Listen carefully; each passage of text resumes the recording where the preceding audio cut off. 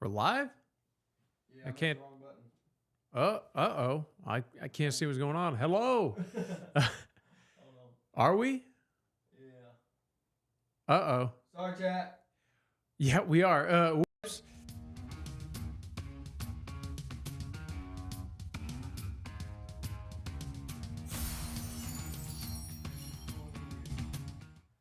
Well, welcome to another edition of Outside the Overton.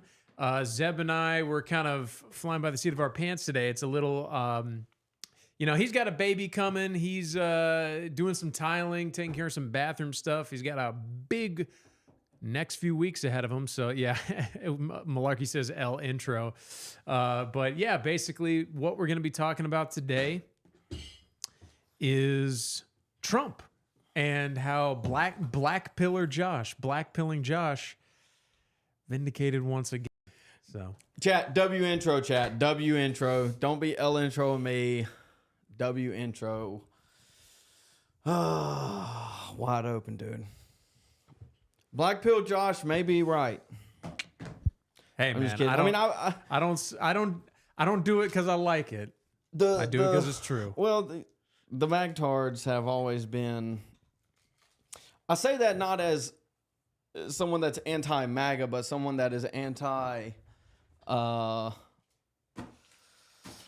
bandwagon MAGA, or however you want to call it, boomer MAGA. You know, the Trump is never wrong MAGA, if you will.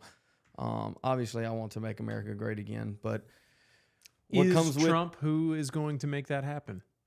Yeah, well. Here, okay, this was something I want to bring up yesterday, but it would have added too much complexity to the conversation. Is I think our system is built to not have great men. Like, I don't think a George Washington can ever exist in the American system that we have. I've actually said that on my show on the radio, where basically I said the system is catered. It is custom made to gatekeep the right people from getting in. And not just the right people, but exceptional people. And I think I brought this up on our show months ago where there was this TikTok, I can't find it anymore, but it was this kid who he had posted his credentials, like he was doing a TikTok where he basically had like some crazy GPA, like all this crazy stuff that is like, it's objectively good, but he's a white guy.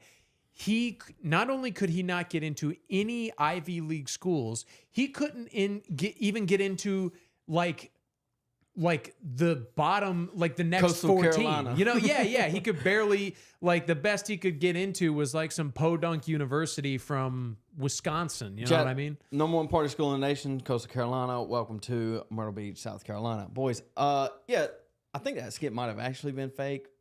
Regardless, the point stands, Josh.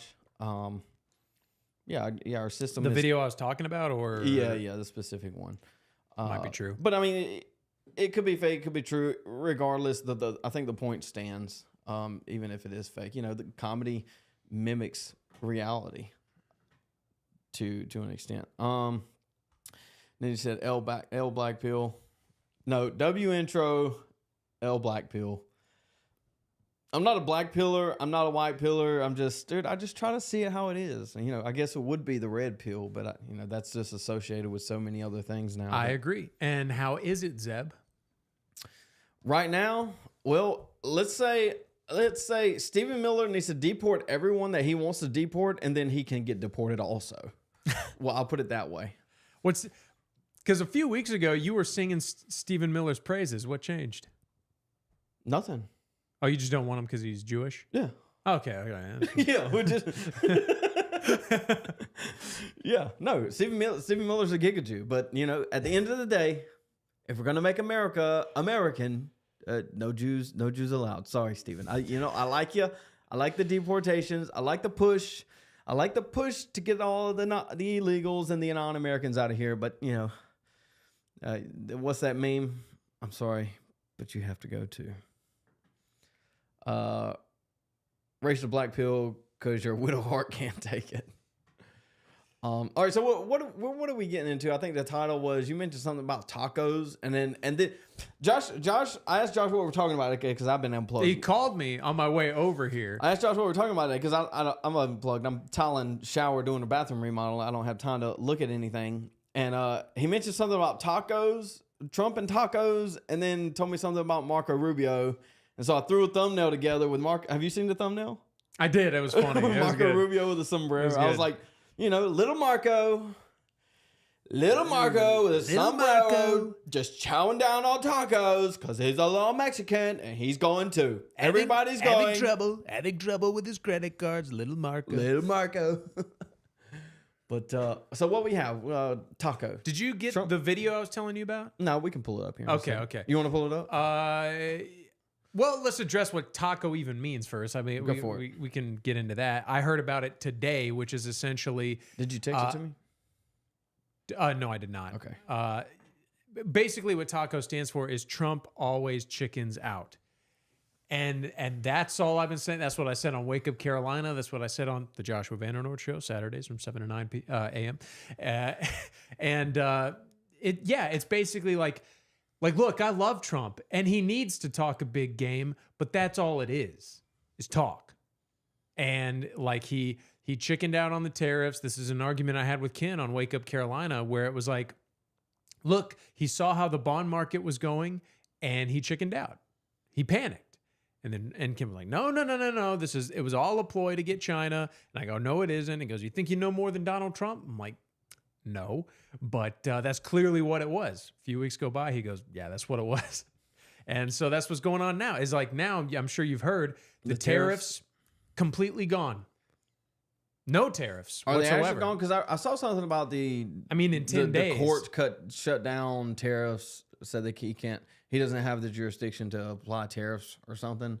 Yeah. Is that what happened? Yeah. And now he's backing off the tariffs? Yep. That's so weak, dude. The justice system needs to crumble, dude. It's the most the justice system is the most weaponized thing in the federal government. And here's another point to be made, is everyone is saying, well, it's not Trump's fault, it's all these judges' fault. True, to an extent. Let's retake but the Constitution in 25 years. He had time to prepare, and I'm not sure there is something he could have done, but I think they would have found a better way. But also, it's kind of like what we said about the judge who was trying to get him to turn all the planes going to El Salvador around. Take drastic actions. Pull up whatever you can against these judges and arrest them and ignore them. Do whatever you can. And I guess at this point they really just can't. Are they calling it a taco tariff?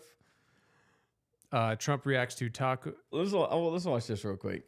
Chat, give me 1 second. Let me pull you up. Is it 9 minutes? There's got to be clips. It's somewhere. all Trump's fault. Well, see, I don't think it's all Trump's fault. Loosely it is because he talks such a big game, but then on the back of it, everybody understands that he has to wade through the bureaucracy. But at some point, you just have to do things. And maybe I can pull the Stephen Miller thing up. Apparently he was blasting ICE because they weren't deporting 3,000 people a day, and so I don't know, man. I don't know how you fix it. I mean, if the system isn't capable of doing what it needs to do, then there's a problem with the system. It's got to go. Well, it's a problem with the people inside of the system, which is worse than having a problem with the system. True. Because you can replace a system if you have the people, but you can't replace the people inside of a system like that. How do I eeny, meeny, miny, mo, boom. Lord of the Rings, get off my screen. Haha. This is the super chat. Thanks for the super chats yesterday, dude. Yeah. Where are you, Ninja? You ain't got a dollar? Ain't got no dollar? Okay. I'm not gonna give anybody a hard time for not super chat. I know. We appreciate the fact that y'all are here. Not until I start putting out exclusive content. Let's see. You mean because I reduced China from 145% that I set? Hold on, I missed the question. Mr. President, Wall Street analysts have coined a new term called the taco trade. They're saying Trump always chickens out. on your tariff threats, and that's why markets are higher this week. What's your response to that? Is taco specifically for tariffs or just in general? Are you applying? I think they're applying it to the tariffs, but I think yeah, taco trade. Trump always chickens out. I think, and I've held this position for a long time. I think he was weak on trade to start with. I think he was weak on the tariffs to start with. Mm-hmm. Yeah, I agree. I kick out? Chicken out. Oh, isn't that nice? Chicken out. I've never heard that. You mean because I reduced? I've never heard that. What did he You're say? telling me for the first time. Oh, wow. You're telling me for the first time. I've never heard that before. And that You guys who's that will do woman so much behind better him with with the the way to- smirk? I don't forget know, who that looks is. like Judge Janine. Is that what her name is? Then you said you guys will do so much better with the weight of the beast on you, dude. I mean, I'm not saying I would, but I would say that I would care a lot less about anything else going on, dude. What's that mean? I'll sacrifice whatever. I'll accept whatever comes. But we're putting trade. If I say I'm gonna do something, I'm gonna do it. We're not ratchet trapping this thing. We're doing it, dude. What We're does that deporting mean? all of the illegals. What's the weight of the beast? I don't get it. The way to the system, the evils of Oh, the like people oh, trying like to we drag would do down. better with the weight of the beast on us. Yeah, I feel like that's sarcastic, but I mean, I don't know. Ninja has 3 kids. Congrats. no pics, and no sorry proof. at the same time. That's a lot, dude. 3 kids. Dude, kids are so expensive, man. China from 145% that I set Not if you down to sell 'em. 100 and then down to another number. And I said, you have to open up your whole country. And because I gave the European Union a 50% tax tariff, and they called up and they said, please, let's meet right now. Please, let's meet right now. And I said, okay, I'll give you till July 9. I actually asked them, I said, what's the date? Because they weren't willing to meet. And after I did what I did, they said, we'll meet anytime you want. And we have an end date of July 9th. You call that chickening out? 6 months ago, this country was stone cold dead. We had a dead country. We had a country people didn't think it was going to survive, and you ask a nasty question like that. It's called negotiation, but don't ever say what you said. That's a nasty question. Go ahead. To me, that's the nastiest question. The president was in the Oval. He didn't like the term taco trade. I mean, yeah, I mean, I get why he's upset, but there's kind of a point. It's like, you know, you can say this is the art of the deal. That's what Ninja said in the chat. But all right, what do we get out of it? Yeah, Was deal? the art of the deal to be exactly where we were before the tariffs, and then now we don't have them at all? Yeah, hey, if I'm wrong, just explain it. Just help me figure it out.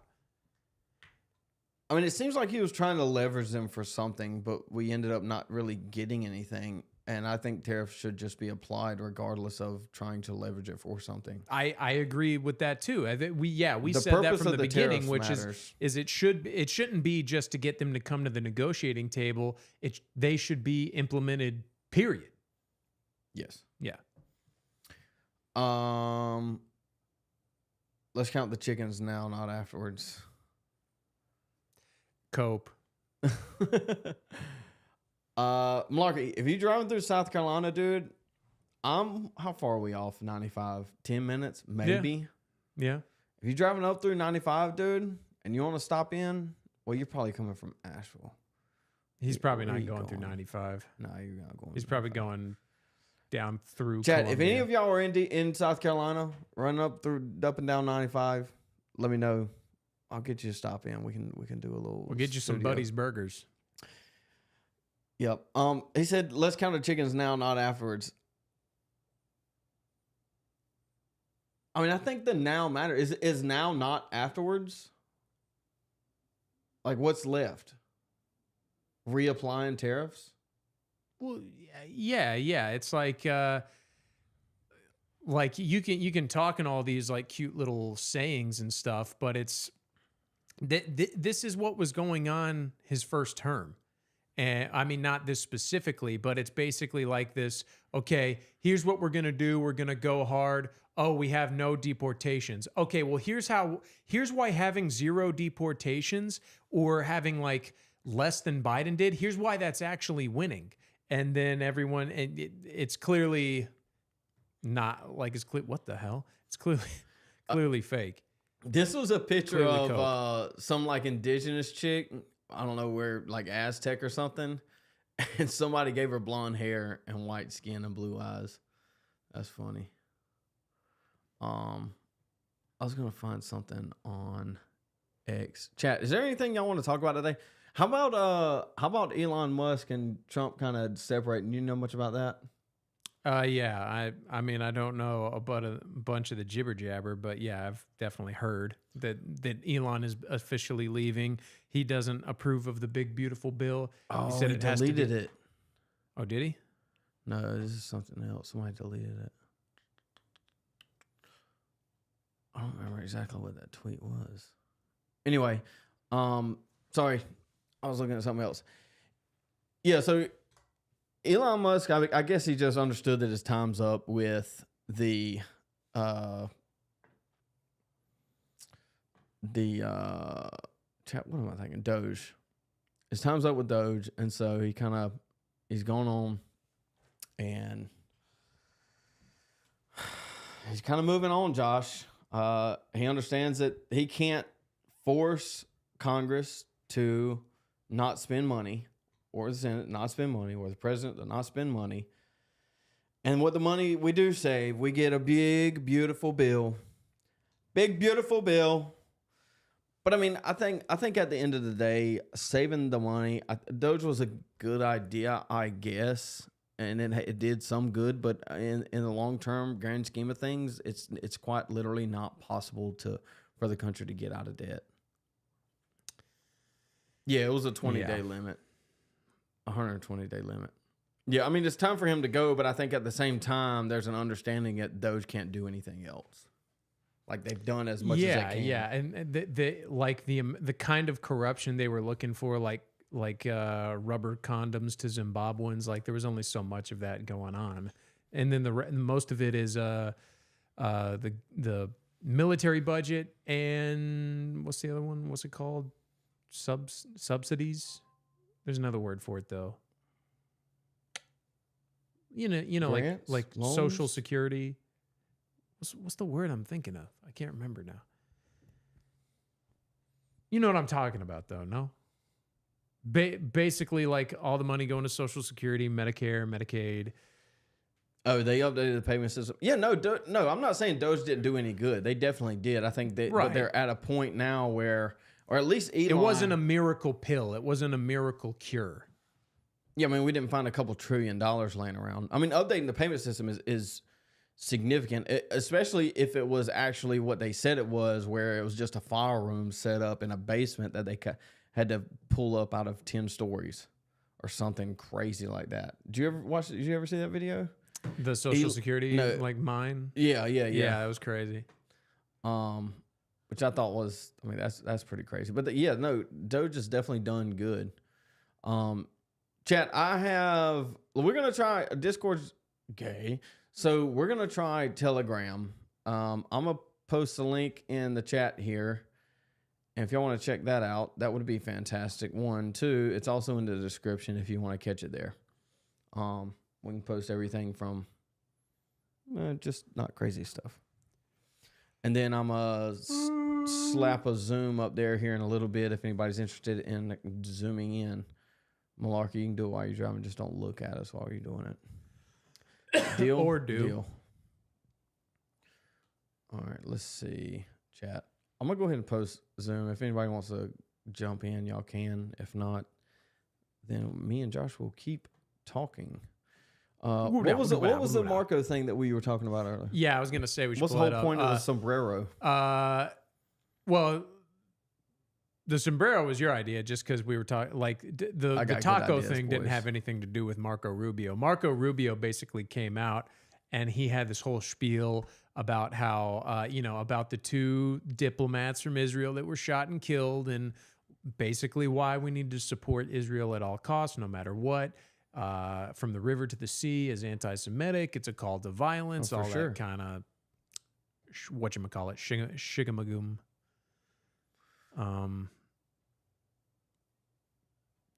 I don't know what to say anymore.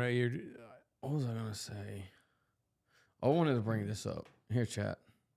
I'm all over the place today. Me and Josh will keep talking to each other.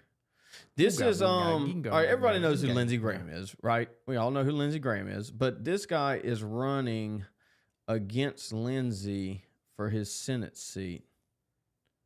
Is he? Yes, that's why I sent it to you. I thought it was Andre Bauer. Andre Bauer might be also, but this guy is. And we'll read a little bit of this. I don't really know much about him. This came across my page not too long ago.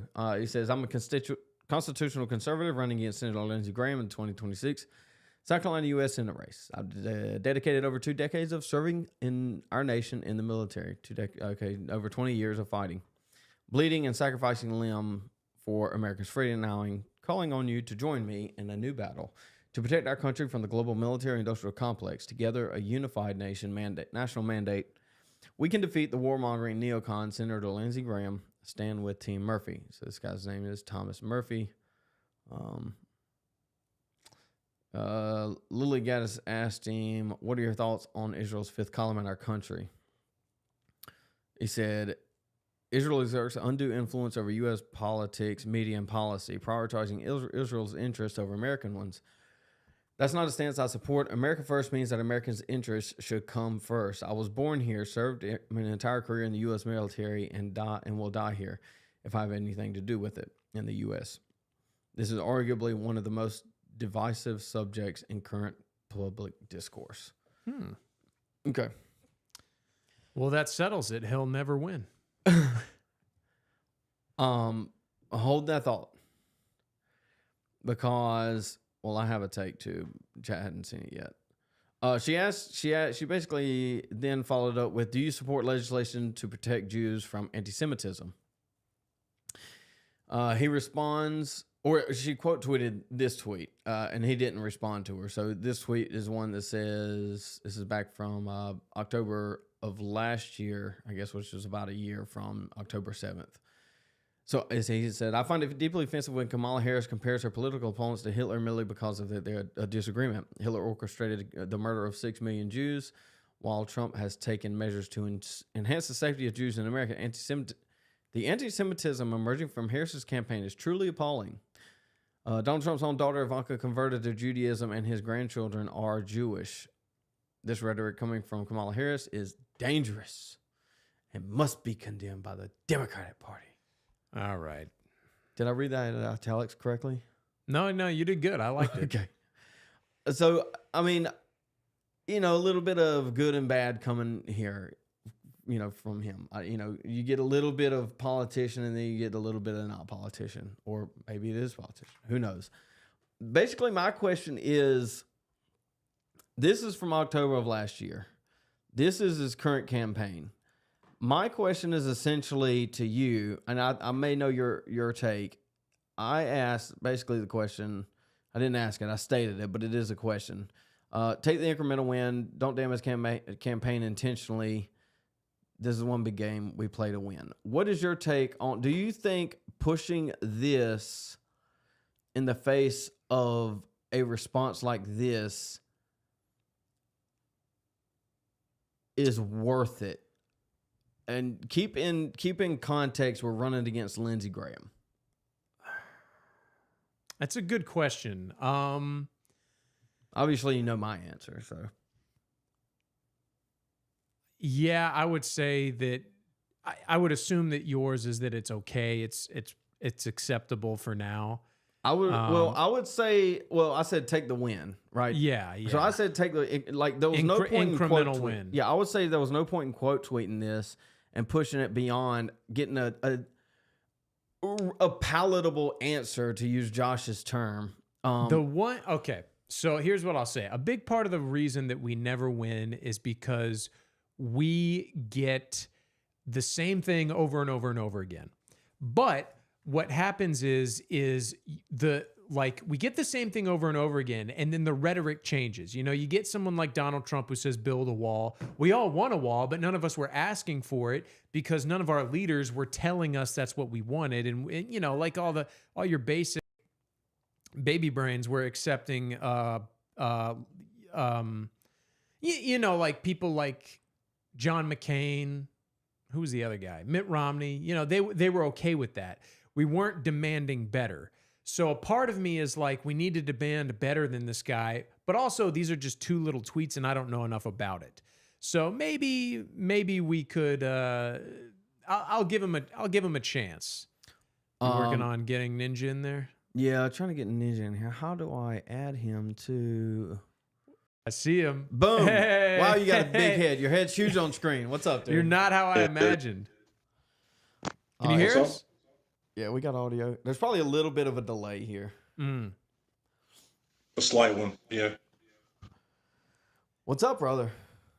I don't know what I Taking a break pictured you from to work. look like, Got but I things don't know to if do. that's it. Gotta come slap down some black pillars. Josh, I wouldn't call Hey, myself I'm a Christ black pillar. I'm a Christ pillar. Okay. Well, I mean, that's another L for Trump, though, on the Christ pilling, whether or not you support that evangelical lady he put the faith off his head. Yeah, that was pretty garbage. I didn't even see that, but it doesn't sound good. No, it's not good. Paul White. She was a prosperity gospel preacher, you know, tall, slim, white, blonde, you know, Trump's type. Yeah. All right. I'm starting to see it. Starting to see it. But yeah. I mean, is there anything specific you want to kind of touch on? No, what was that last thing Josh? with you with? Say again? What was that last thing you were saying that I was disagreeing with you on? Doge? Okay, yeah, Doge. Well, I mean, there's not really a falling out. Elon, he had his time, did his thing, brought in his nerds, and got it to where it needed to be. Now it's on the supposed big, beautiful bill to get it done. Whether or not it works, who knows? Like I was saying earlier, though, you can't really tell right out the gate if something's going to work or not. It takes it a minute to go into effect and see how it plays out. Oh, for sure it does. For sure it does. And there was a really short clip. It was like maybe 15 seconds long, where Elon basically said something to the effect of, he's a libertarian, and you know, gutting whatever USAID or anything that Doge gutted is then basically counteracted because of a beautiful bill, right? Elon's just anti big beautiful bill, regardless of what's in the bill itself, and so that I think that left maybe a bad taste in Elon's mouth more than anything in itself. It also depends on how they allocate or how they count the way the money is changed. Because I saw something recently where the tax cuts or tax plan proposed in the bill is an increase because it was planning to be dropped and there wasn't an accounting for it, be a replacement of it. So they're counting it as a full negative. It's basically they're just spin doctoring any and everything that comes out, which is what taco trade is. It's just spin doctoring the plan to shoot high, shoot for the stars. If you hit the moon, you're stupid because you didn't hit the stars. Yeah. I get what he's saying. I do. I don't disagree with you on the idea of essentially. I think essentially you're arguing for some version of ratchet strap, unintentional ratchet strap, right? Aim big, you know, or aim small at a long target, and maybe you hit something a little bit closer. Or a ratchet strap would be go radical and then kind of pull. Yeah, the art of the ratchet. And I don't think that's what these tariffs are. I mean, unless he reapplies tariffs somewhere in the near future, I mean, the tariffs don't really exist. I mean, he's definitely leveraged them to where he's gotten concessions from them, but I think this one specifically with China is taco. Well, it's also a big leverage game. He has to like earn capital with the people who did come out to vote that turned right this time, where he can't just default say no to everything that any court would say because of the optics that it might have, and people would say, "Oh, well, he's just an outlaw," and anybody who's on in his cabinet that's planning on running in the future to keep this plan moving forward is also got the stink on them from saying no to the order of law. So he kind of has to play the game to keep everybody above board, to make the opponents look like they're grasping at straws at every moment and make them spend all of their social capital, while the right, in its time, however long it takes, tries to build social capital in goodwill, good faith. Yeah, I mean, I don't entirely disagree with you, Josh. You want to touch on that? What I do? Okay. So basically the way I see it is I get the logic behind it, but the thing is this is exactly the kind of stuff that people were saying in his first term when he shot big. Yeah, I get it. I get the art of the deal. You aim higher than what you actually want so that the middle is more you want to be in the middle, so you aim high. I definitely understand, but the thing is in a lot of ways, he's not even aiming high. Like, he didn't even say build a wall this time around. And when it comes to the tariffs, I mean, admittedly, I don't really understand the trade aspect of things as well as others like Zeb does. So I admit to being wrong, but my point is I know, and I think you know too, Ninja, that there's no way that what he was aiming for was being exactly where we were at the beginning of his term. I definitely know that the judges overturning the tariffs was not a part of the plan. And again, I don't blame Trump for that, but I can blame him for not being prepared for it. He saw so much opposition during his first term. He should have been more prepared this time around. And I actually think if it were me, what I would suggest Trump do is aim big so that we can get more at what we want.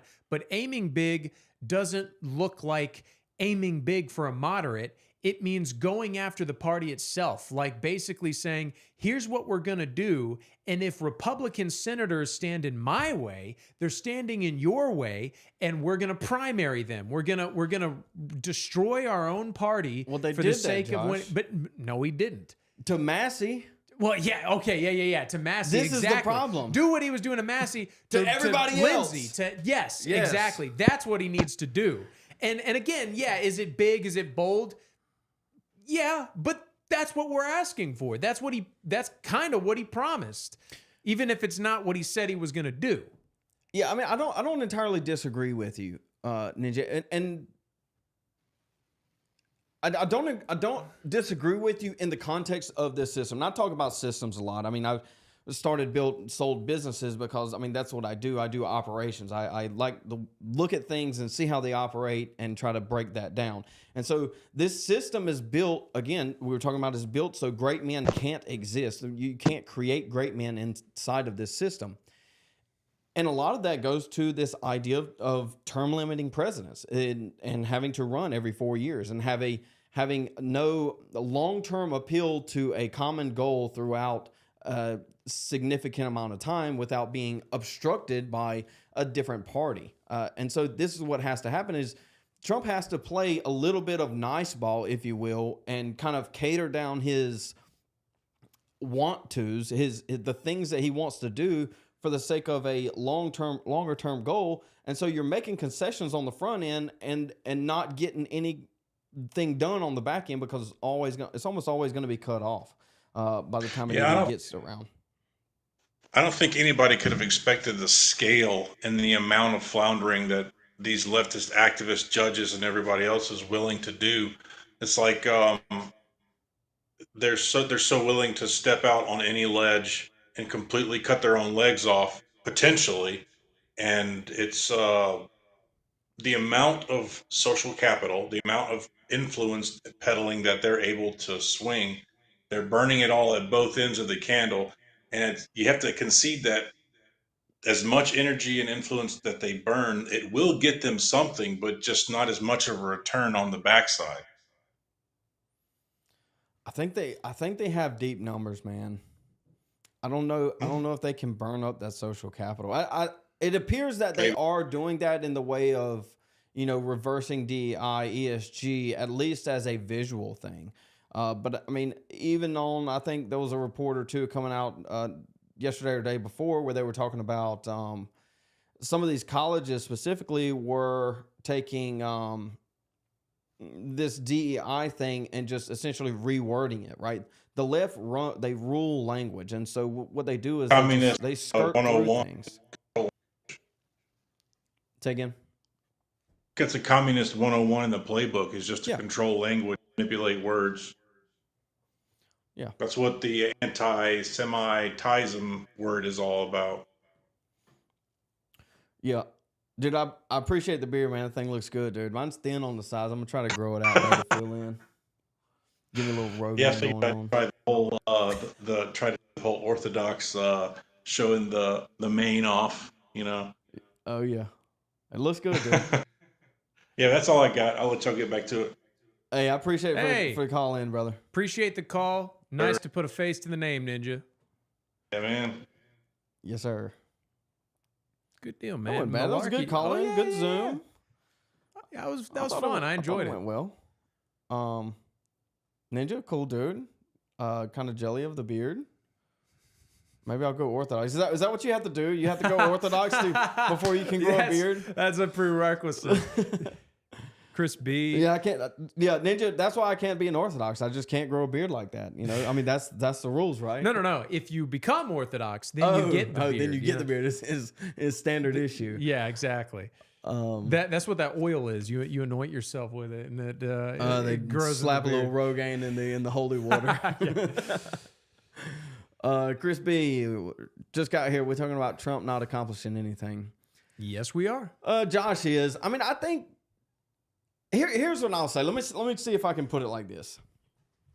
Regardless of what Trump accomplishes within his presidency as legislation, I think more has been accomplished in a vibe shift, if you will.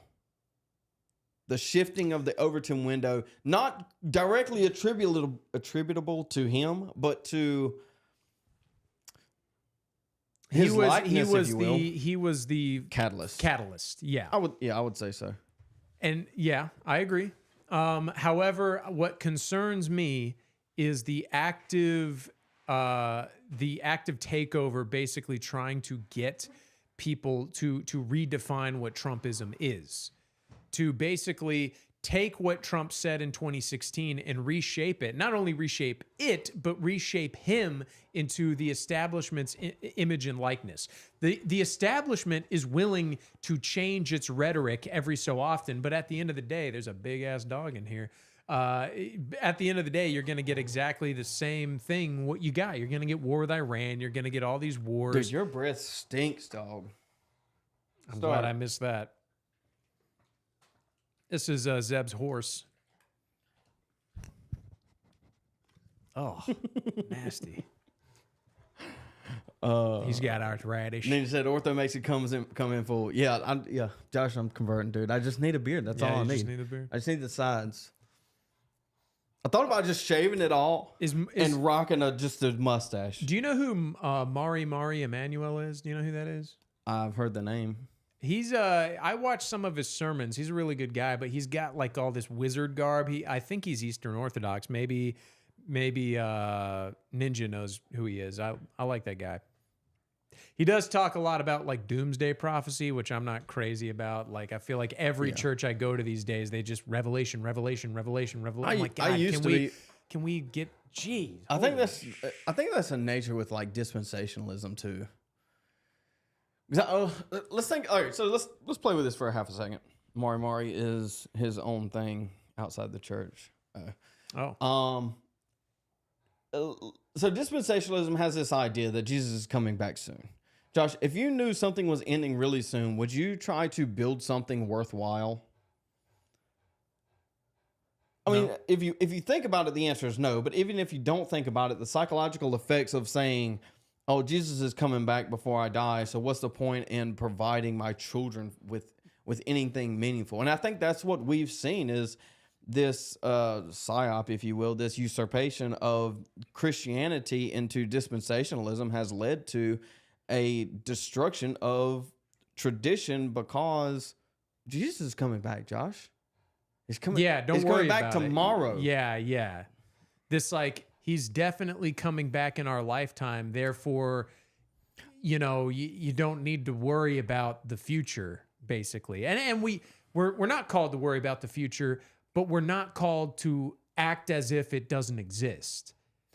Right. And this is one of the main things that got me essentially questioning Southern Baptist theology, if you will, or Yes. trying to see what's actually going on. Ninja says impending doom is crushing the resolve of many. Absolutely. Yeah, it is. Absolutely.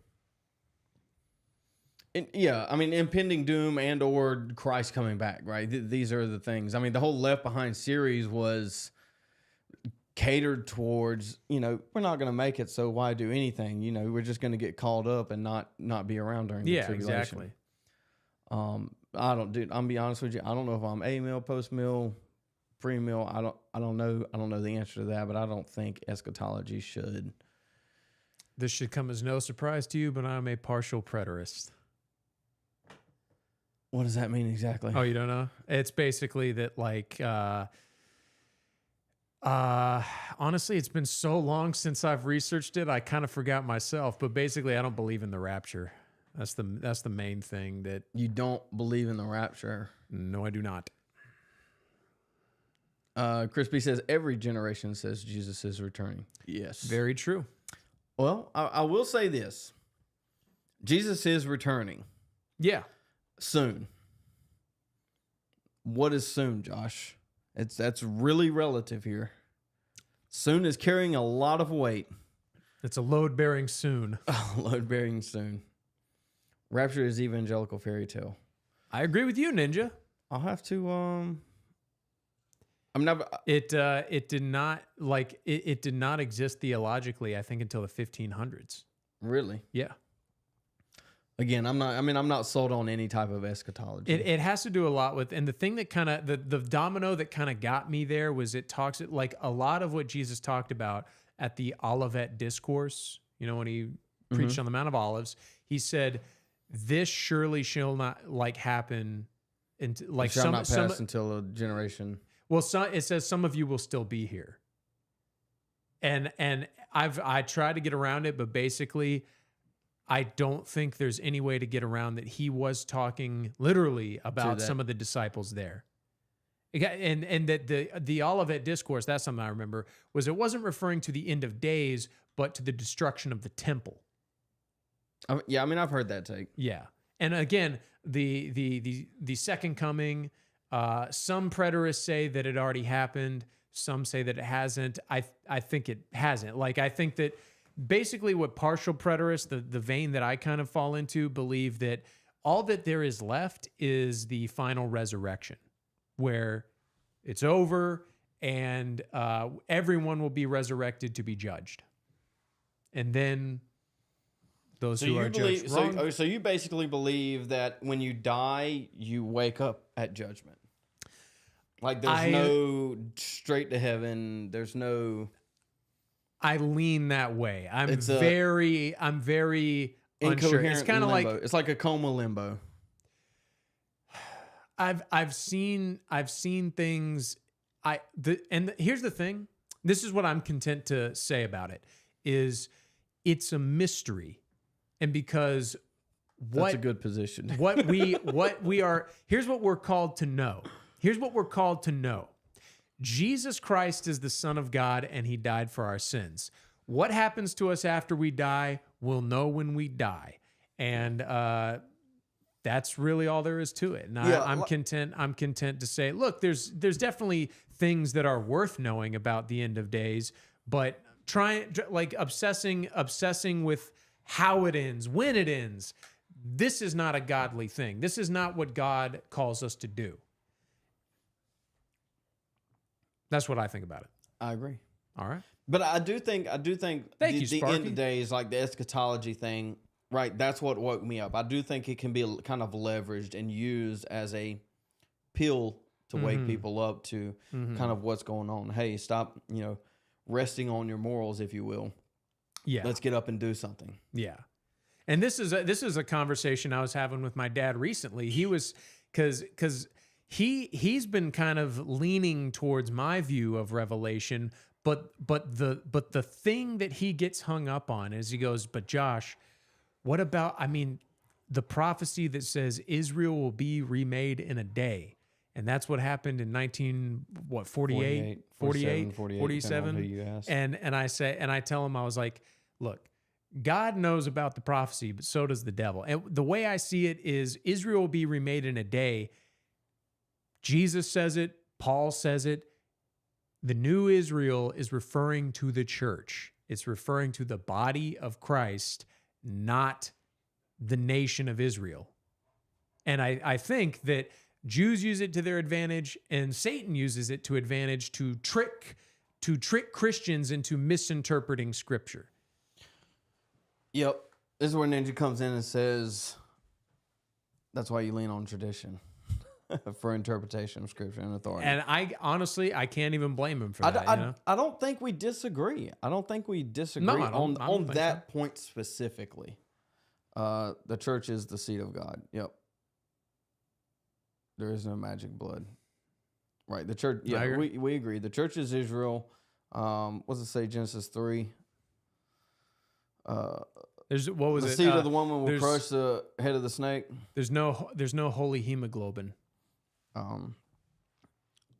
Sparky says, I thought the Bible says you can know to have eternal life if you believe in the Son of God. Yeah, eternal life, but that doesn't mean in terms of the specifics of whether or not we go to heaven right after we die, and then we wait with God until the final judgment. It could be. I don't know, but that's all I'm saying is that I don't know.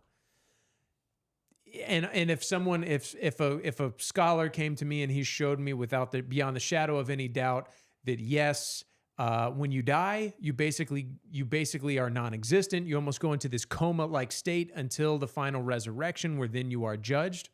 That wouldn't bother me. I mean, I'm fine with that. I want to bring up a couple of. I'm sorry to switch the subject. I think we kind of reached a point on that one. Sure. I want to bring up a couple of tweets that I thought were relatively interesting here. Real quick, I guess. Okay. Sparky said, hold on. The synagogue of Satan are the Jews, and Trump supports the Jews. Isn't Trump supporting a New World Order? I agree with Sparky that the synagogue of Satan is the Jews. Those who say they are Jews and are not. Who else could that be referring to? Yeah, Revelations 2:9-3:9 talks about it. Trump supports the Jews. Yes, he does support the Jews, but he doesn't support the Jews the same way a lot of other politicians support the Jews. There's definitely a little bit of nuance there, but he still does, right? Stephen Miller still got to get deported at the end of the day. Isn't Trump supporting a New World Order? Is Trump supporting a New World Order, Josh? No, I think the New World Order stuff, that's such like that's fake. Like what do you mean by conspiracy? Like real conspiracy? Yeah, like that's like a hand wave thing. They want you to think like the New World. Like, what do people think of when you say New World Order? They think of like the Illuminati, lizard people in an upside down pyramid beneath the Bermuda Triangle. It's when it really is like it is in a lot of ways as simple as greed and What?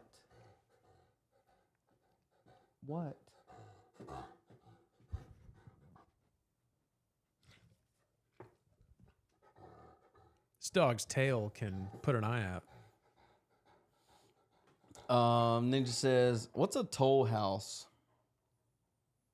Ortho has an idea of toll houses after sleep. Jeez. Oh, like your soul goes elsewhere when you're asleep? I think like your brain never ceases to function. Like they know that you actually, even if you don't remember your dreams every single night, you do go into a dreamlike state every single night. And my point is like the soul doesn't come in and out of existence when you're conscious and unconscious. Look at that thing. Can I pet that dog?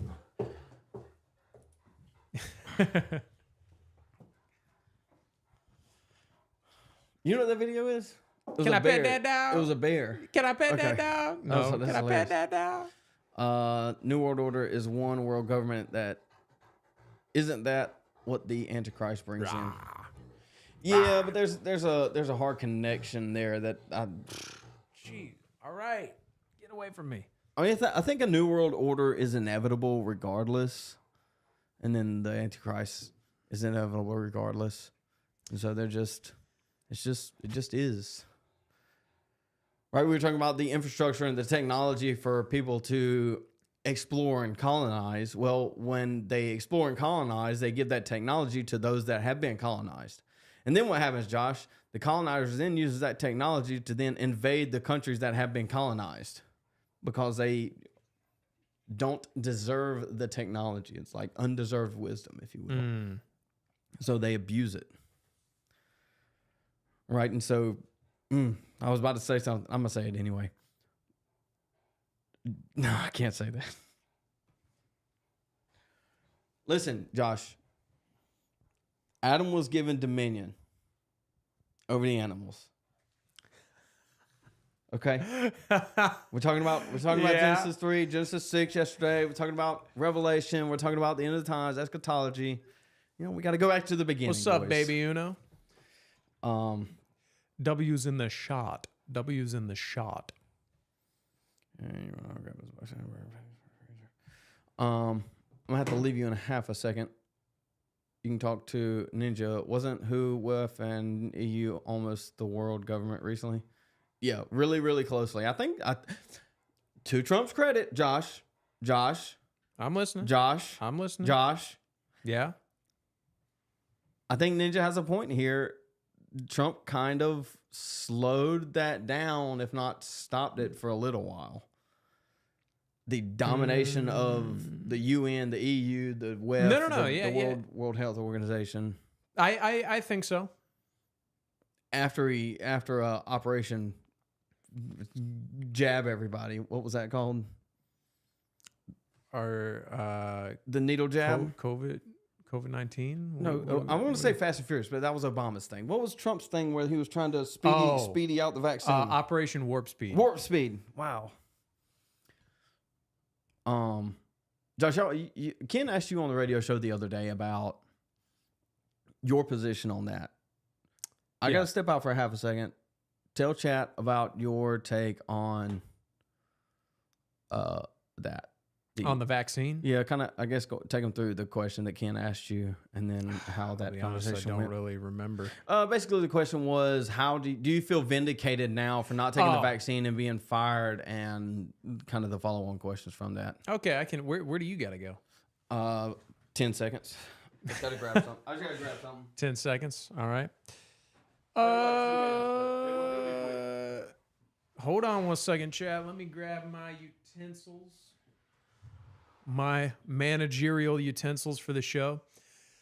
Okay, so what Zeb is referring to is basically when COVID was going on. I'm from Charlotte, North Carolina, and I worked at a radio station that, in terms of markets, it's much bigger than the one I work at now. Charlotte, I think, is a top 15 market. I'm not totally certain. It's definitely in the top 20s.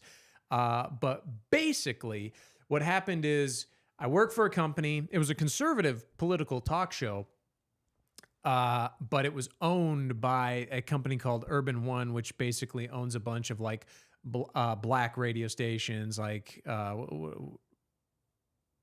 what's the term? What I want to say NRB, but that's not it. R&B, you know, like hip hop, that kind of stuff. And the COVID vaccine came out and they had a mandate where it was like, okay, all of our employees have to get it. But I applied for a religious exemption. This was very early on in my tenure there. And after like 6 months, I was part-time. And so it was 6 months in, that came down the pipe. And then 6 months later, I got offered a full-time job promotion. I got actually offered 2 full-time job promotions. And the situation is, long story short, I quit the job over the vaccine. They They denied my religious exemption and said I had to get the vaccine.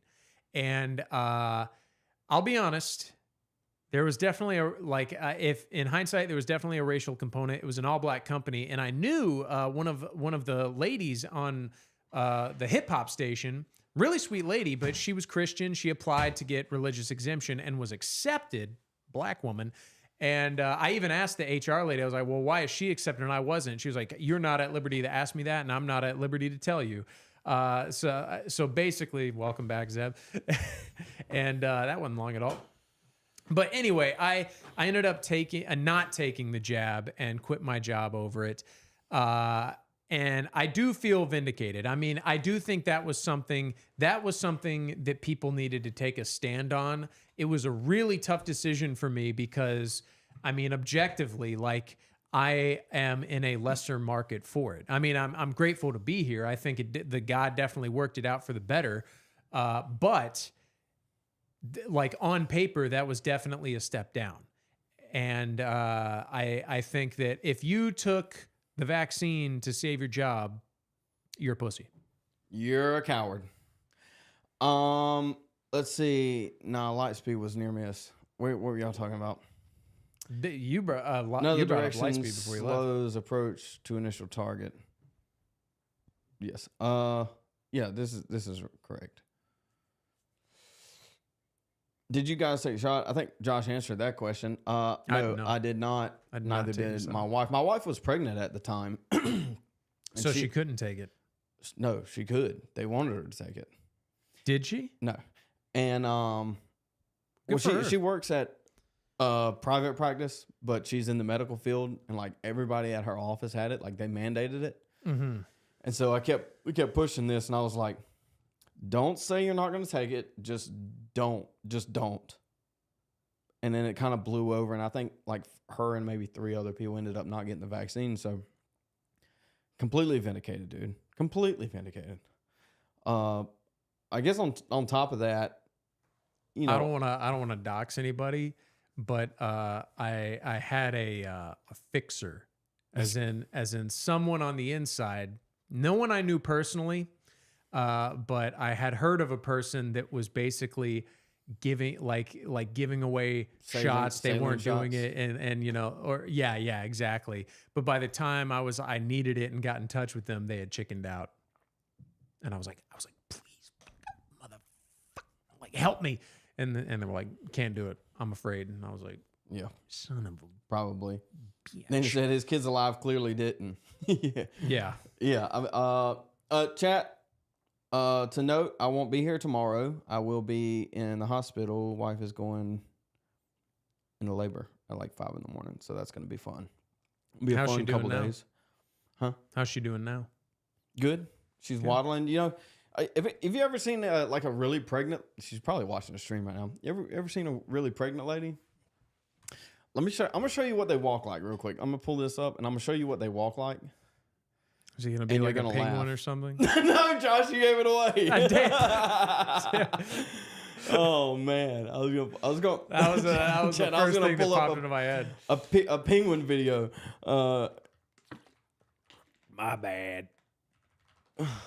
What in the world? Yeah, the keyboard bricked a poo-poo. What is going on? Ping.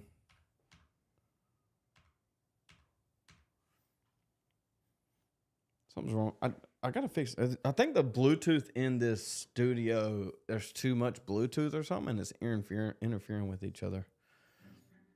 Chat, this is what really pregnant women look like.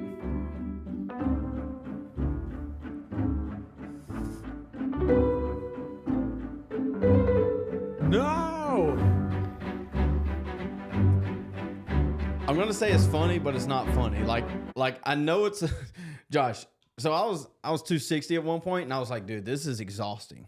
260? Yeah, I was like, this is exhausting. I don't want to be 260 anymore, and so I started losing weight. But like having to carry that weight around, that's got to be exhausting, dude. I'm 250. I mean, I'm about 250 now, but I had to drop down to about 240. Okay, let me take that back. I went from like 230 to 260 in like not a lot amount of time. And so it kind of, you know, that baseline is still there. And so it kind of weighs on you. But yeah, they walk like penguins, guys. The COVID, the very beginning of COVID was so much fun because I couldn't find a job in broadcasting at the time. So I was door dashing, and this was before like Indians figured it out. So like I was making great money door dashing, and there was nobody on the road. And literally like in Charlotte, in Charlotte, they had a curfew, but it was not enforced at all. But I never even got pulled over, but I always had my DoorDash bag with me, even if I wasn't door dashing. So I could just say, oh, I'm on my way to pick up an order, and they let you go. You know what really pissed me off, dude? Was a lot of those restaurants that shut down for COVID and just did like takeout. Yeah. When everything was able to reopen again, they just kept doing only takeout. Yeah. Let me eat. Yeah, I want to go out and eat. I don't want to.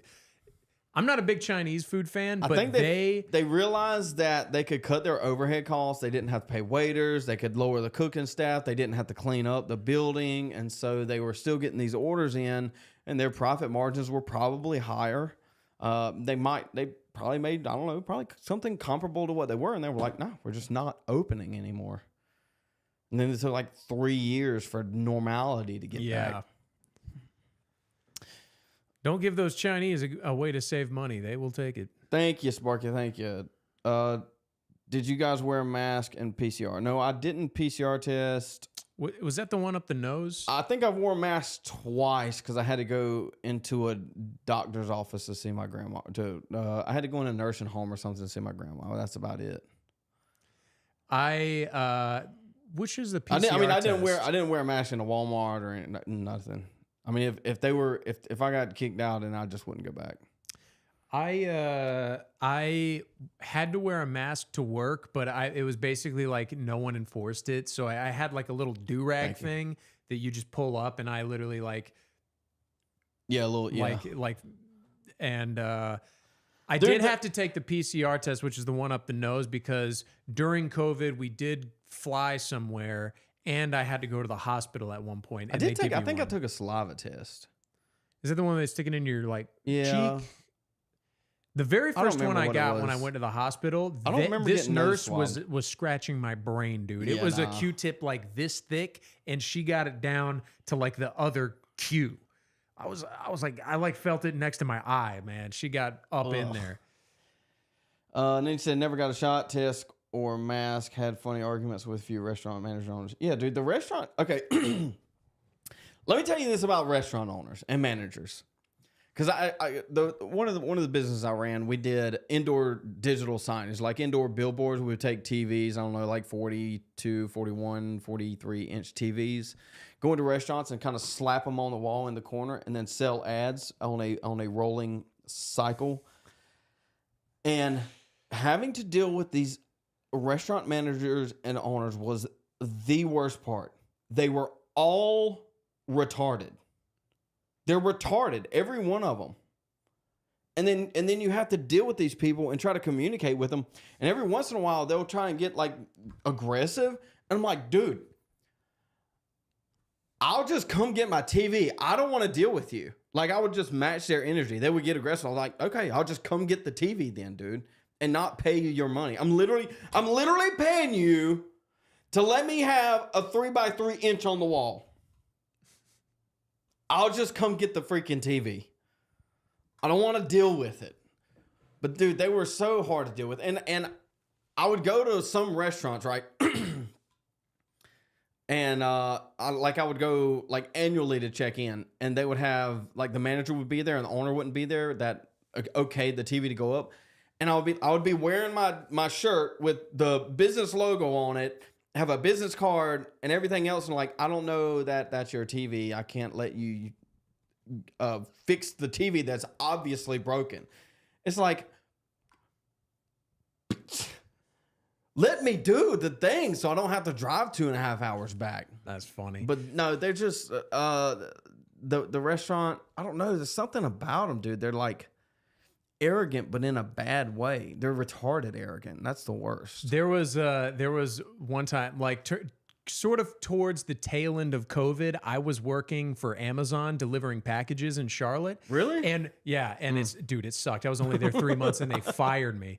And basically, what they used to do, what a lot of like places used to do, because especially in Charlotte and certain areas, let's be honest, people didn't want you to leave the package at the door because someone would steal it. They wanted you to leave it at the leasing office on the property. But because of COVID, the leasing offices were saying you couldn't do that anymore, but people weren't updating their drop-off location.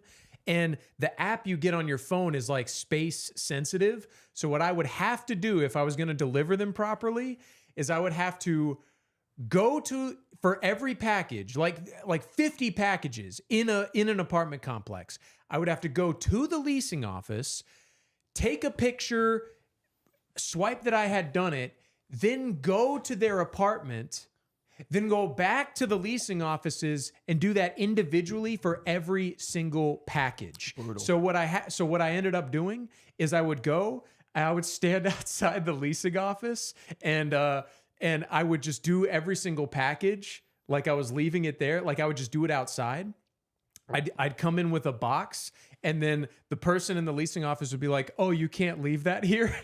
I only did this like one time, but I had big old headphones on and just ignored them. I just dumped them all out, and then the person started to come at me, and I literally like ran away. I was like, I'm not like, they're gonna have to come get their packages, and I ran away and drove off in the Amazon truck. Dude, you'd be surprised how much you can get away with by just like doing things and ignoring people. Yeah. Let's see. I can't tell you how many places I wasn't supposed to be, but I just got into because I just took one of the packages. I was like, oh, I bet I can get in there. A clipboard. Yep. I promise you, dude. Well, this is what I used to tell people in the Marine Corps, especially like some of the boots that were with me. It was like, dude, there's some places you're not supposed to go, but nobody's going to question you if you just look like you're supposed to be there.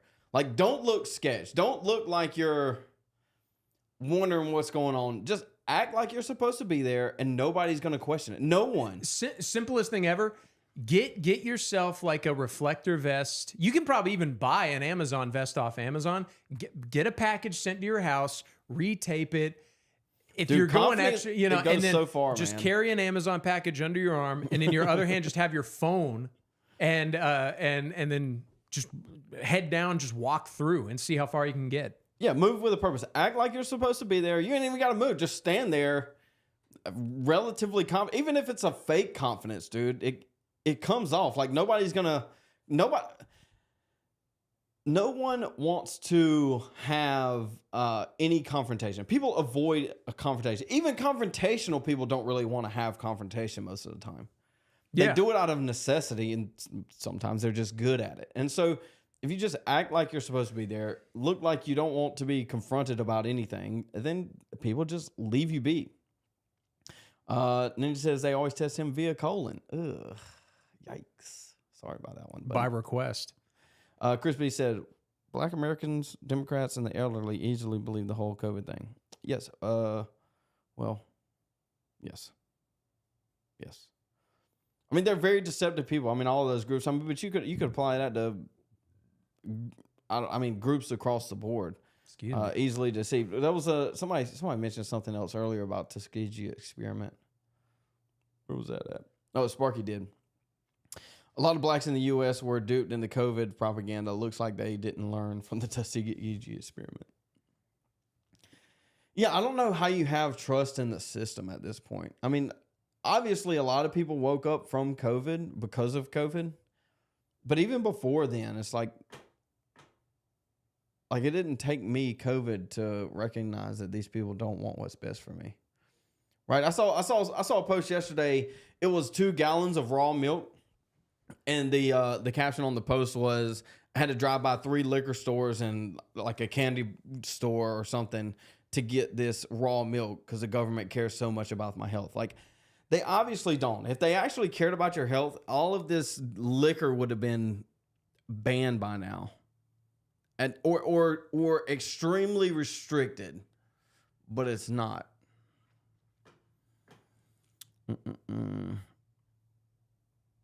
Ninja, that's because you go to West Hollywood restaurants. I want to take a look at a couple of these real quick, chat, if y'all bear with me. Also, if anybody wants to zoom in, I know Ninja did earlier. I appreciate that.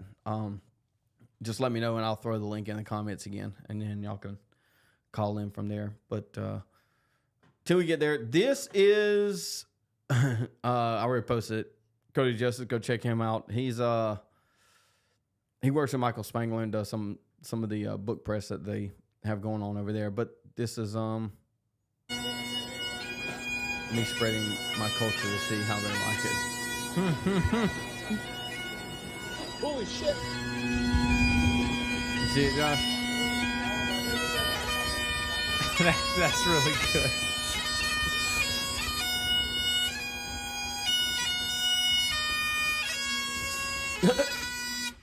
I am proud to be a European. I will not show embarrassment to be a European, and I will continue to spread European culture. Good for him, dude. That's hilarious. Get in dude. their faces, bro. Oh man, that's so good. That's so good. More. I mean, I don't play an instrument, but somebody needs to go run up, take an amp. You know, play some Led Zeppelin on the Indian train somewhere. That'd be great. Just blow eardrums, dude. Chris B said bass. Yes, very very bagpipe based. My parents taught me about overlords. That's good. Bass parents, dude. Yeah, the real pandemic is the food we eat is slowly killing us. Yeah, I think has RFK made any headway in his vaccine / Make America Healthy Again thing? I mean, I haven't really kept up with him. I did see him the other day talking about something. Basically, that they reclassified the COVID vaccine as unnecessary. Okay. Or like, that's something. Too little, too late, but sure. I'll tell you what. Hold on. Give me 1 second. I'll be straightforward. Out of all the stuff that was promised for the Trump 2024 campaign, RFK was the least of these. You think he's going to ban cheeseburgers and fries? Like, yeah, let's do it. That's not going to happen. Weight limit. We need to have a weight limit restriction. I'm okay with that. Hold on. We need to put them in. Have you seen the drawing of the fat count where they have bars at recommendation booster healthy commissioner? Is this what you're talking about? Breaking: FDA has dropped its recommendation for COVID-19 boosters for healthy Americans under 65. That's what it is. FDA Commissioner Marty McElroy and top U.S. vaccines regulator Prasad wrote in New England Journal of Medicine, the U.S. was an outlier among highly income nations regarding or recommending yearly shots for healthy children and adults. Yeah, this is something I was looking at the other day too. A friend of mine sent me this. Vaccine recommendation according to age and risk. I guess this was before they classified it at 65. Everybody was already at 65, so I guess they're trying to say we're behind the curve on that, which it doesn't shock me at all. There's so much money in big pharma in America and the lobbying they have. Which state has the most obese people? I would say Florida. I don't think it's Florida, dude. Georgia? I kind of want to know. I want to know too. I'll Google it on here. Let's hold on, Josh. We're placing bets, chat. We're placing bets. Everybody take a bet. We want to take a bet. All take right. a bet, chat. Here's the question. Sparky places the question. He says, which state has the most obese people? I guess highest rate of obesity is kind of the question. Okay, I'm going to say, and I know I'm kind of cheating here by not having one thing, but I like Florida because of the old people. Because old people are kind of deceptive. Like, they're always technically overweight, even if they're not like what you think of as obese. Yeah. Either that, West Virginia, or some like nameless state in the Midwest, like Kansas or something. You know what I mean? I guess some, there's like, two random answers. state. He's asking the most obese people, so that would be population dependent. But I think we're going to go with highest rate of obesity. Highest rate of obesity. So we're going per capita. You know, Okay. what I think about is kind of Baby Uno kind of touched on this a little bit right here. He said Atlanta. I think this is kind of his thought. His thought too is I'm thinking fried foods and that map. You know what map I'm talking about? You know what map I'm talking about, Josh? No, I don't. You don't know what that map is? No. Oh Lord, we got to look at that map, boys. We're gonna do a that map after this. Is it? Well, it's just a demographic map that is literally the Gotcha. same map with everything. It's all the things. I gotcha. Yeah. Okay. That's map, kind of my yeah. thought. So that's why I'm kind of going with Georgia. I mean, South Carolina, maybe. I was gonna say Alabama, Georgia, the nature of South the Carolina. question is like which state has a? It's probably because he knows we're in South Carolina. I wouldn't be surprised if it was South Carolina. It's South Carolina, Alabama, or Georgia. I'm gonna throw West Virginia in there. I hope my keyboard works, boys. Well, West Virginia has a lot of drug addiction, and they're typically skinny. So, Oh, hey, what a long looky shot! there. That's the AI. But we'll jump in adult obesity prevalence maps. Let's do this. Sure. West Virginia, dude. Look at Josh. What a long shot on West Virginia. Chat, you were wrong. West Virginia. Look at Jim Justice, Mississippi, Or congressman Arkansas, or whatever. Louisiana, or Alabama. governor. Okay. Cold weather states have more inactivity. My family's from West Virginia and they are fat.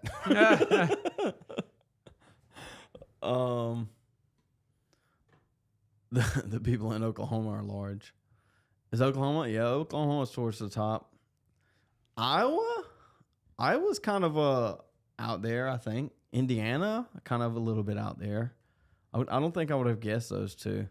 I would have definitely stuck to more of the fried foods, black demographic type. Yeah, I say that because they're just the obesity rate is higher in that community, not because of really anything else. But yeah, I mean, this basically says the same thing, doesn't it? Lowest obesity rates, DC. Yeah, because they're all on coke. Yeah. What was the other question that we had? Oh, that map. You know what that map is. Yeah, I do now. I wonder if it comes up. Probably not in Google. No, it doesn't. Dumb. Google's gay. It's referred to as that. Yeah. Oh, all right. I can't Google anything right now. Moving slow.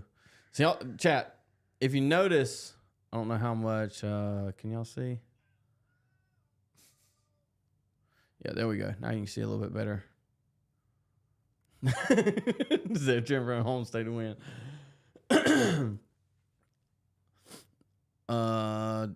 Whoppers, what's up, dude? Long time no see. I don't feel tardy. Like, you don't feel tarded?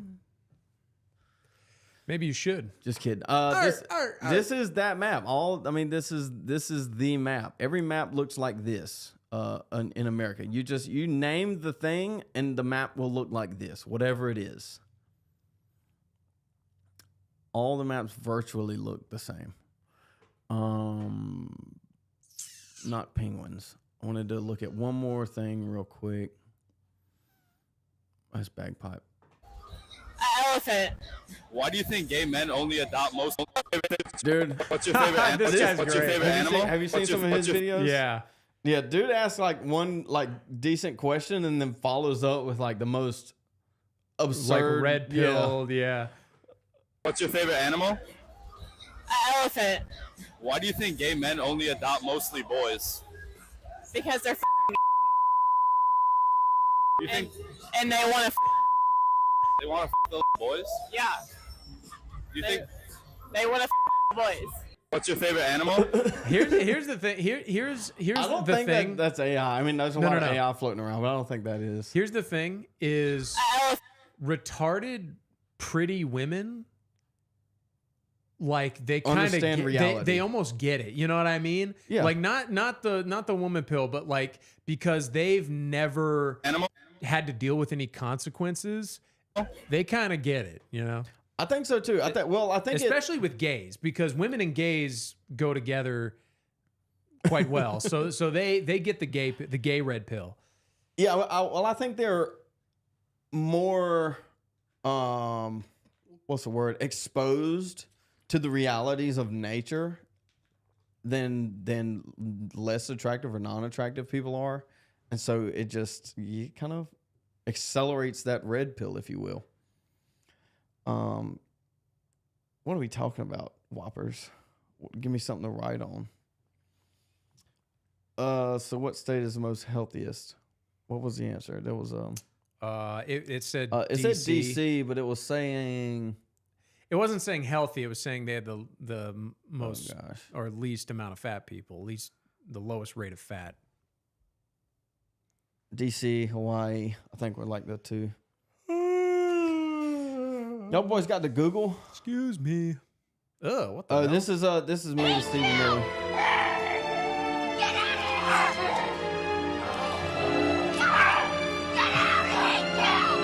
That's you, You gotta go, dude. I'm sorry. You gotta go. You got to go. There was another one. I can't remember. Anyway. That's that, chat. Let's see. I've been living rent-free in that guy's head for years, and that's just a bonus. Do you know how many copycats we've had to investigate as a result of that beachside venture from the former director? Is that right? Do you know how many agents I've had to take offline from chasing down child sex predators, fentanyl traffickers, terrorists? Because everywhere across this country, people are popping up on social media and think that a threat to the life of the President of the United States is a joke, and they can do it because he did it. That's what I'm having to deal with every single day. And that's what I'm having to pull my agents and analysts off, because he thought it was funny to go out there and make a political statement. The 80s. Are we serious? Like, that's such BS. It's like, dude, who runs the FBI?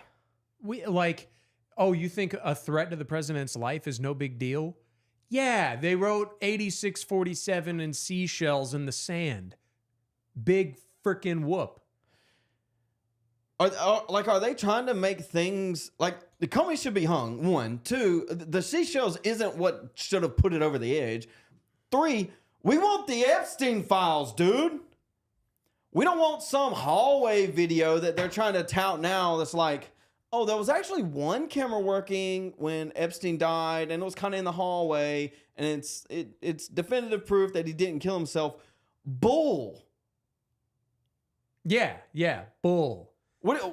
How long has it been, Josh? What has it been, like 3, 4 years? 5, 6? I don't know. It's 6 years. He died in 2019. We haven't gotten anything, dude. Who runs the FBI, Cash? Who's making these calls? The answer ought to be you, but apparently it's not. You and old Baldy Bongino over here can't figure out what's going on, dude. Just start firing people. If you start firing people, I promise you, people will start talking. Start getting rid of these people. Well, dude, and like, how did they think they could pull that off? Like, not only was it like a blatant rug pull, but it was so like, it was like, it shows how little they think of us. I was like, are you stupid? Like, this is all information we already had. You know, with the fake Epstein, like the packets and stuff? The phase 1 release from Pan Bondi, that was nothing. It was basically nothing. I mean, we got a couple of redacted files that basically showed us that we were right. But then they're still sitting on another 5 million papers. It's like, dude, give us something. They just talk a big game. Trump Whopper says, I guess you don't recognize Hot for Teacher lyrics by Van Halen. Dude, I don't really listen to music, man. You listen to music, Josh? No. I don't listen to music. I mean, if I like maybe some like older country, maybe. I don't really listen to anything anymore. Chris said, I can't stand Bongino and Bajit. Yeah. Yeah, I mean, we are white nationalists. I believe that people in government ought to be Western peoples, European peoples, because that is who built the system for the people that built the system. Hey, Rodney. Rodney in the chat, welcome, brother. He says, blood pressure, fellows, blood pressure. We got to prep for Rodney tomorrow. Yeah, he's got a pretty big show. Huh? He's got a big show coming tomorrow. He's got a big actor. What's his name? DJ out of Marion. That'll be good. Go check out Rodney's channel if y'all can. Let's see. It's called The Lion's Den. Don't believe me? Look it up. I believe you. You are getting the Epstein files. Do you know why? You aren't getting Epstein. You know why? Because he was Trump's best friend for 25 years. He had dirt on everyone, especially Trump. That's why he was suicide during Trump's first admin. I mean, I don't deny the association, but I wouldn't say he was his best friend for 25 years. I do think if I recall correctly, he had him removed from Mar-a-Lago. It's not even because he's Trump's best friend. I mean, he has dirt on everyone, like everyone, or it would be released by now. Somebody would leak that thing and just let the system crumble. Yeah, it'll never come out. I think we all agree the Epstein list will never come out. We'll get some concession video or whatever, but we're not getting anything, dude. This is the Bongino and Cash Patel legacy. And Pam Bondi. Give them nothing.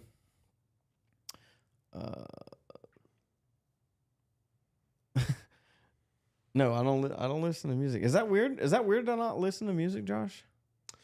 I mean, it depends on what you mean by not, because I don't pay for any music apps, but I'll pull up a song on YouTube when I'm just feeling it, you know. But you know who I do don't listen to? I subscribe to his name's Jesse Wells.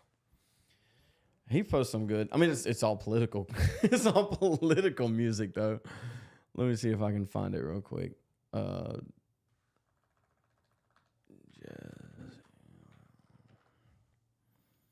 Let's see what pops up. Sound great, man. Cool. Reagan and I rode the surgeon to America on my earth betrayal boat. Hold on, let's do this.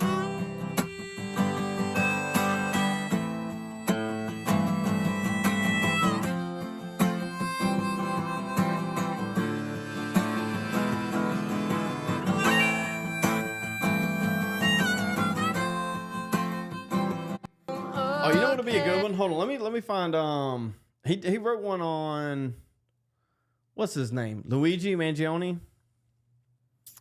Let me see if I can find that one real quick. It was pretty good.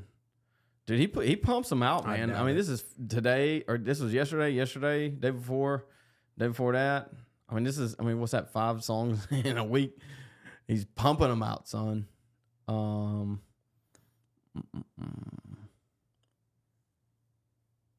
Where's his? Jeez, dude. War isn't murder, good men don't die. War isn't murder, good men don't die. Children don't starve and all the women survive. War isn't murder, that's what they say. When you're fighting the devil, murder's okay. War isn't murder, they're called casualties. There ain't a veteran with a good night. We're talking about dead people.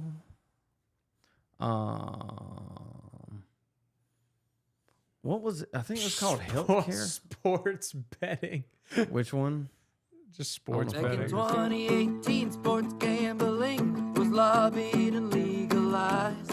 After the housing crash, folks were low on cash, and what economy don't love a vice? Now New Jersey spearheaded the movement, and 7 years to the day. You got 40 states, give or take, where you can line up the stakes and win the lotto on a big parlay. Now I'm a DraftKings and prize picking, FanDuel and MGM betting, Caesar son of a gun. What I love most is knowing what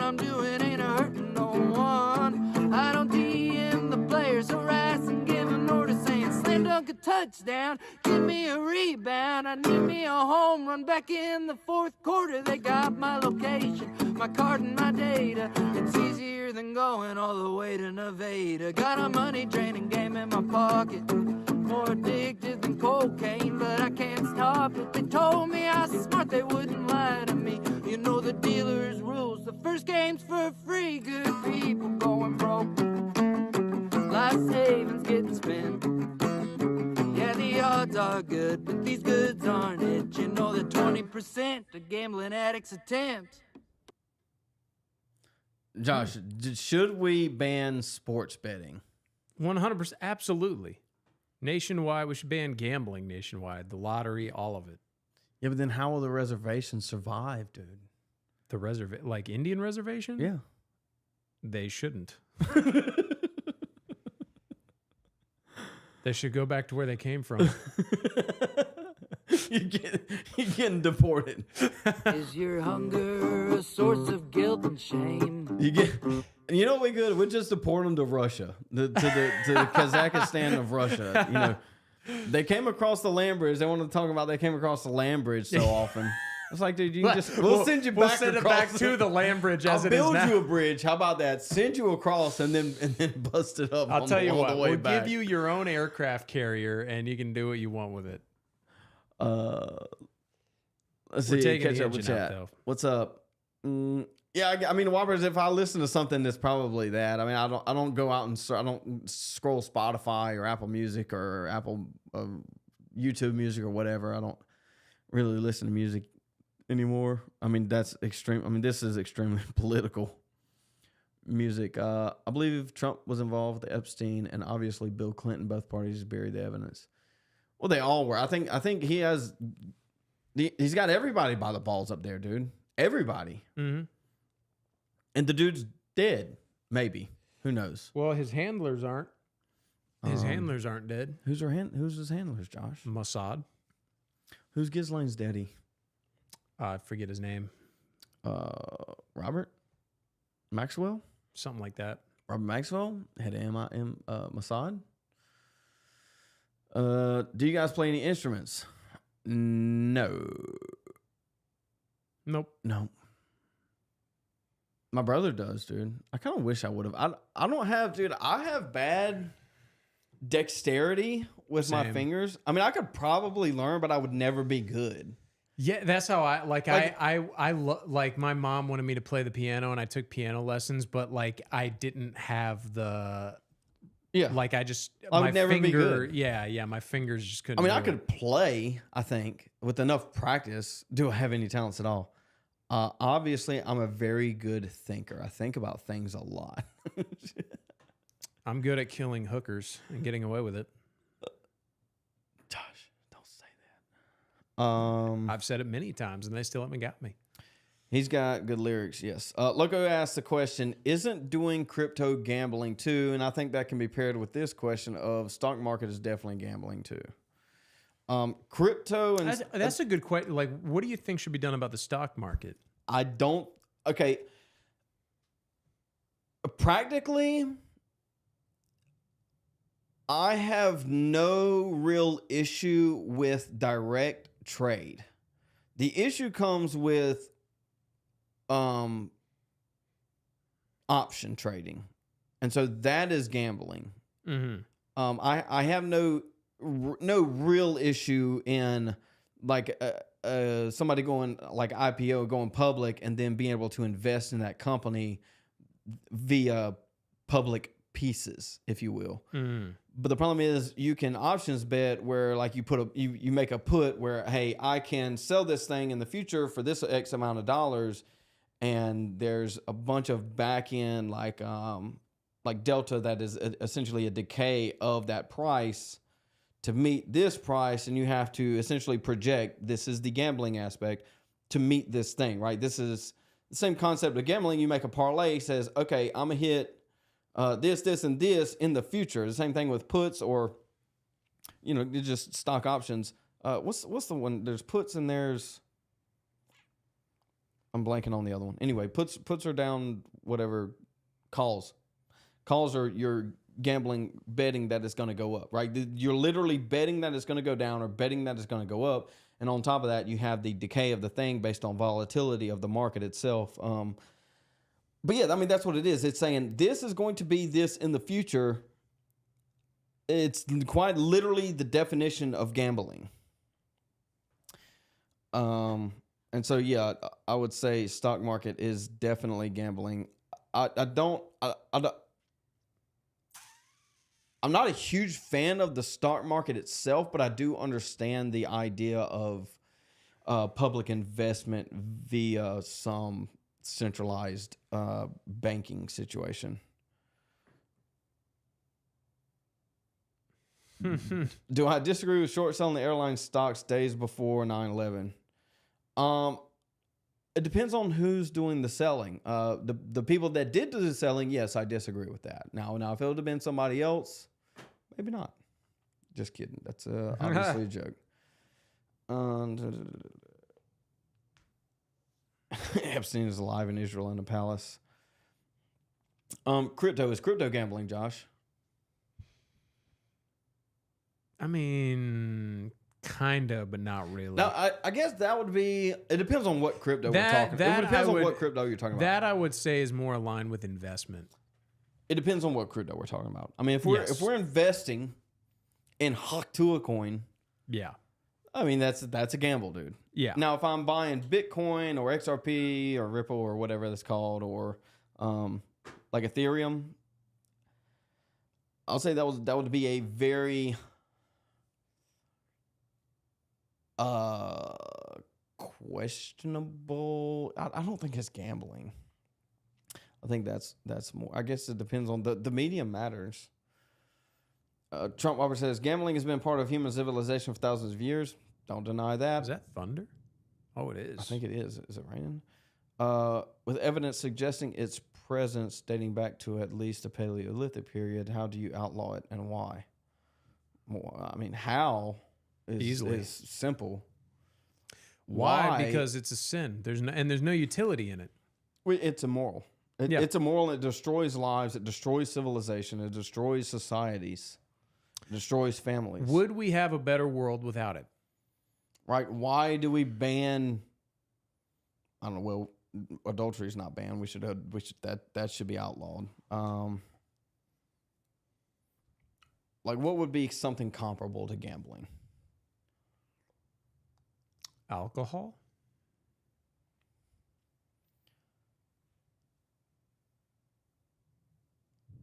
Yeah, but he would probably disagree with alcohol too. I'm sure he would. Very, very libertarian. Prostitution. Prostitution. Should we ban prostitution? Yes. Because it's immoral. Should we ban porn? Absolutely. There's your sports betting and porn are virtually the same. Ban it. Done. Easy. Next. You know how you get rid of all of that? A large part of it without actually banning it? Limiting the internet to specific people. It's a good one too. Instead of banning the things, we can just ban the people. And then it fixes itself. I like that. Just IP ban a few countries and you're golden, dude. But the globalists always gamble in the stock market, so gambling ain't going anywhere. Yeah, this is exactly right. And this is the thing with I don't know if you remember GameStop a while back. They shorted GameStop 3x, 300%, which I don't know what actually came out about that, but I think it's still actually going on. These dudes just held GameStop, which good on them if that's the case. Yellow Moss said, I knew a guy who got rich gambling. He's one of the worst people I've ever met. There you go. Yeah, what's Andrew Tate say? He says something to the effect of money doesn't make you, it just amplifies who you are. Does that make sense? Yeah. I think that's, yeah. And I mean, if you didn't earn your money, it's just like unearned technology, unearned wisdom. I mean, all this stuff goes together. Yes, ban them all. Wow. That rain is coming down.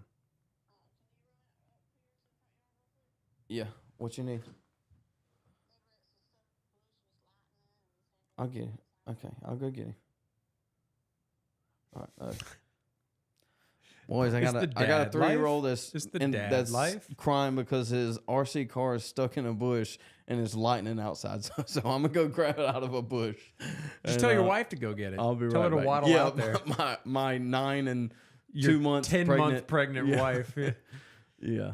So you said she's going in. Well, I'll let you go. I'll let you tomorrow. Go. They're they know inducing her. this. They're inducing Oh, her. they're inducing her. Okay, I don't know anything about babies. She's measuring like 40 weeks, and so yeah. All right. Get that baby. Go get that baby. You want my? Yeah, the rain is coming on down. Woo! All right, guys. If you guys know any local prostitutes, give me their name and number so I can chop their heads off and organize them in a row in my refrigerator. I didn't say that. All right. So what are we going to talk about now? Yeah, basically, this is unironically though, let me get a better angle. Hold on. Is this me? This looks like me. Nope. There we go.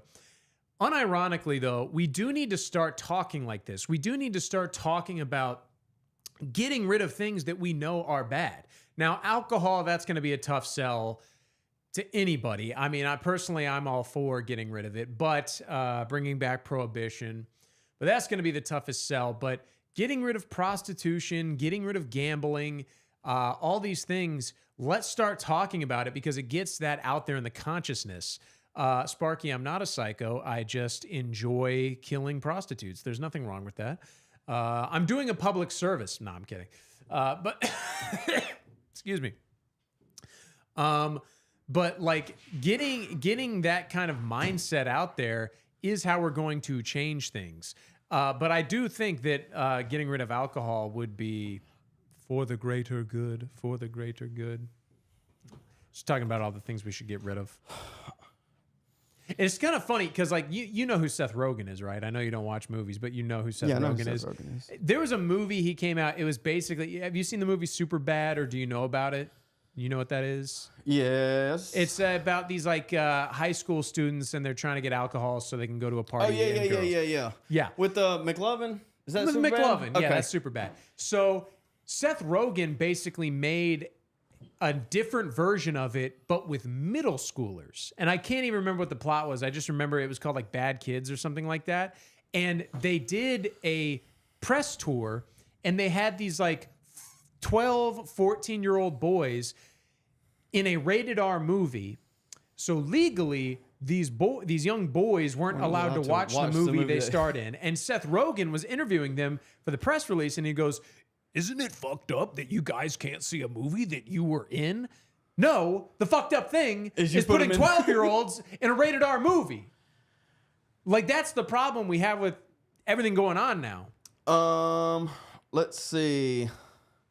We're gonna catch up. I want to do just a general overview of at least my view of how things should be enforced and what should be enforced. The basic premise should be law should orient whatever towards order, right? If it causes chaos, it is then bad for society. And so this is the case with weed. Weed is chaotic. I know you think people smoke weed and they sit on their couch and watch TV, but they also sit on their ass and don't go to work, right? This is the issue. Weed is exclusively for losers. Weed is for losers. There was actually a study that's been, they've actually been publishing studies recently about how bad weed actually is. I think it's just taken that long for like society to kind of catch up with how bad it is because it's this new drug. I'll tell you a real quick story. When I was in college, I went to stay with my cousin one time, and I used to smoke. Josh, don't judge me too much. Welcome to college and being young, but we learn. Went to stay with him. This was when Spice was running around, K2, and I smoked that one time, dude. I was zooted, dude. I was gone, dog. I couldn't even walk. I had to crawl to the bathroom. Dang. I was playing Call of Duty one time, and this is all in like I don't know, in my 30-minute period. was playing Call of Duty one time. I was in third person watching myself play Call of Duty, like out of body. You're having an out of body experience. Yes, I was watching myself play Call of Duty, laughing, falling off of the chair, playing Call of Duty, watching myself. It was insane. Drugs are bad. Do not do drugs, chat. All right, here's a good question, fun discussion. Do you think that drugs, it's not simply hallucinations, but it is kind of a window into the spiritual world? Certain drugs, yes. Not all drugs, but yeah, I do think it's a. You could probably characterize it as a weakening of the cell membrane of the mind. Okay. Does that make sense? Yeah. So it allows access to things outside of what should not be in there. Yeah. But I think it's exclusively bad stuff. Like, you're not going to get closer to God smoking weed. Oh, yeah, for sure. Yeah. Yeah, I mean, yeah, these people want to kind of chalk up, what do they call them? The like clockwork elves. No, like you took so many mushrooms. Joe Rogan used to talk about this, where you see this the DMT singularity where you kind of open up and you come out more spiritual. I've heard of the stoned ape theory, and it's what is it? From what I recall, it's basically like the ape, like our ancestors. It brought about consciousness. Yeah. They. I'm surprised you don't subscribe to that. Psilocybin berries. Psilocybin trip. That's what I was trying to think about. I don't know why I couldn't think about that earlier. Yeah, baby, I think we agree with this. Like I said, what about banning big pharma? I don't know. You can't really ban big pharma. What you can do is you can limit lobbying, one, which would never happen. And two, you could do like literally every other Western country in the world and not allow them to advertise and sell specific name brand drugs for doctors to make kickbacks on. Like, this is the problem. This is why big pharma is big pharma and not just pharma, because they're allowed to do things where they increase their bottom line, and everybody has to have their hand. Everybody has to make money, right? The salesmen have to make money. The reps have to make money. The R&D has to make money. They have to get money for advertising. They have to get money to push all of this stuff and production and everything else. And so what happens is it builds up to where medical costs are so high because everybody has to make a profit off of it. And so and they have to pay their lobbyists. And so what you can do is we can start. Let's just start with limiting lobbying and no advertising on. Well, let's just do no advertising. You can keep your sales reps. Mm-hmm. We need to cut back kickbacks, but just limit lobbying and advertising. I think that would be a good place to start. I like it. All drugs lead to demonization. I think they. I mean, eventually, if you take it to the extreme. Gateway, yeah, like weed could be a gateway. Because Joe Rogan's a pothead, but he's kind of coming around to God. Hopefully, it seems like it. Oh man, the first step to restore our culture, the 18th, 19th Amendment must be repealed. If those fools continue to vote, we will never progress. Yeah, if we're repealing the 18th, 19th, might as well get the 13th, 14th, 15th too. Is what it is, chat. And repeal the Civil Rights Act 64, overturn Board v. Brown. We'll just knock it all out in one swing. We need to just repeal the entire 20th century. We'll just go back and make America great again, Josh. We're going back to the 1800s. I'm down. Whopper says you're wrong. Listen, how long has he been around here? Listen, I'm not wrong. I'm never wrong. Like, when are y'all going to understand this? I'm never wrong. I don't think wrong things. Just kidding. Sometimes I am wrong, but I'll let you know when I am. It might take me a couple of years, but I'll let you know. You are wrong. Smoking has been used for spiritual purposes by tribes and societies and many, many religions. Why do you guys think you are so knowledgeable at your age? I can tell you're wrong. Sally, South Carolina. Answer that, Josh. Hello? Why smoking has been used. This is Zeb Boykin. I know that these these tribes have used it for many religions, but honestly, I mean, would you say that like these so-called tribes and whatnot are worth, like, have they produced anything worthwhile? Oh, someone tried calling it. Someone named Sam. Oh, what's up? I don't mean to dox if that's why they hung up, but someone tried they calling zoomed it. in? Yeah, someone tried to zoom in, but they hung up. Post the Zoom link again in chat. Maybe we can get Malarkey or whoever to, or maybe that was Malarkey because I can't remember his name. Why is it not posted? Maybe I can touch on this real quick. Whoppers. I just want to take the first part. The second part is kind of largely irrelevant. I mean, I can answer that separately. I think these are separate things. You are wrong. Smoking has been used for spiritual purposes by tribes and societies in many, many religions. I don't think that gives it validity. Just because it has been used doesn't make it true. The question, I think, is genocide has true? Been used. Yeah, just because it has been done doesn't make it good. This is like a kind of a subjectivist position on morality. Just because it hasn't been used doesn't make it good or true or anything. What I do believe is true is Christianity, and we aren't to partake in the brain alterations of the mind. You just don't know your history. I wonder what that's in specifically reference to. He was talking about, like, I kind of said basically how, okay, tribes have used it in the past. Have these tribes, like, you know, I associate like the native Indians, like American Indians. Mm-hmm. Did they produce a society and culture worth replicating, worth like carrying out into the future? You know, just because they were smoking doinks and Amish. Yeah, I mean, they haven't produced anything. I guess to answer the question of how are we so knowledgeable, I don't really think I am.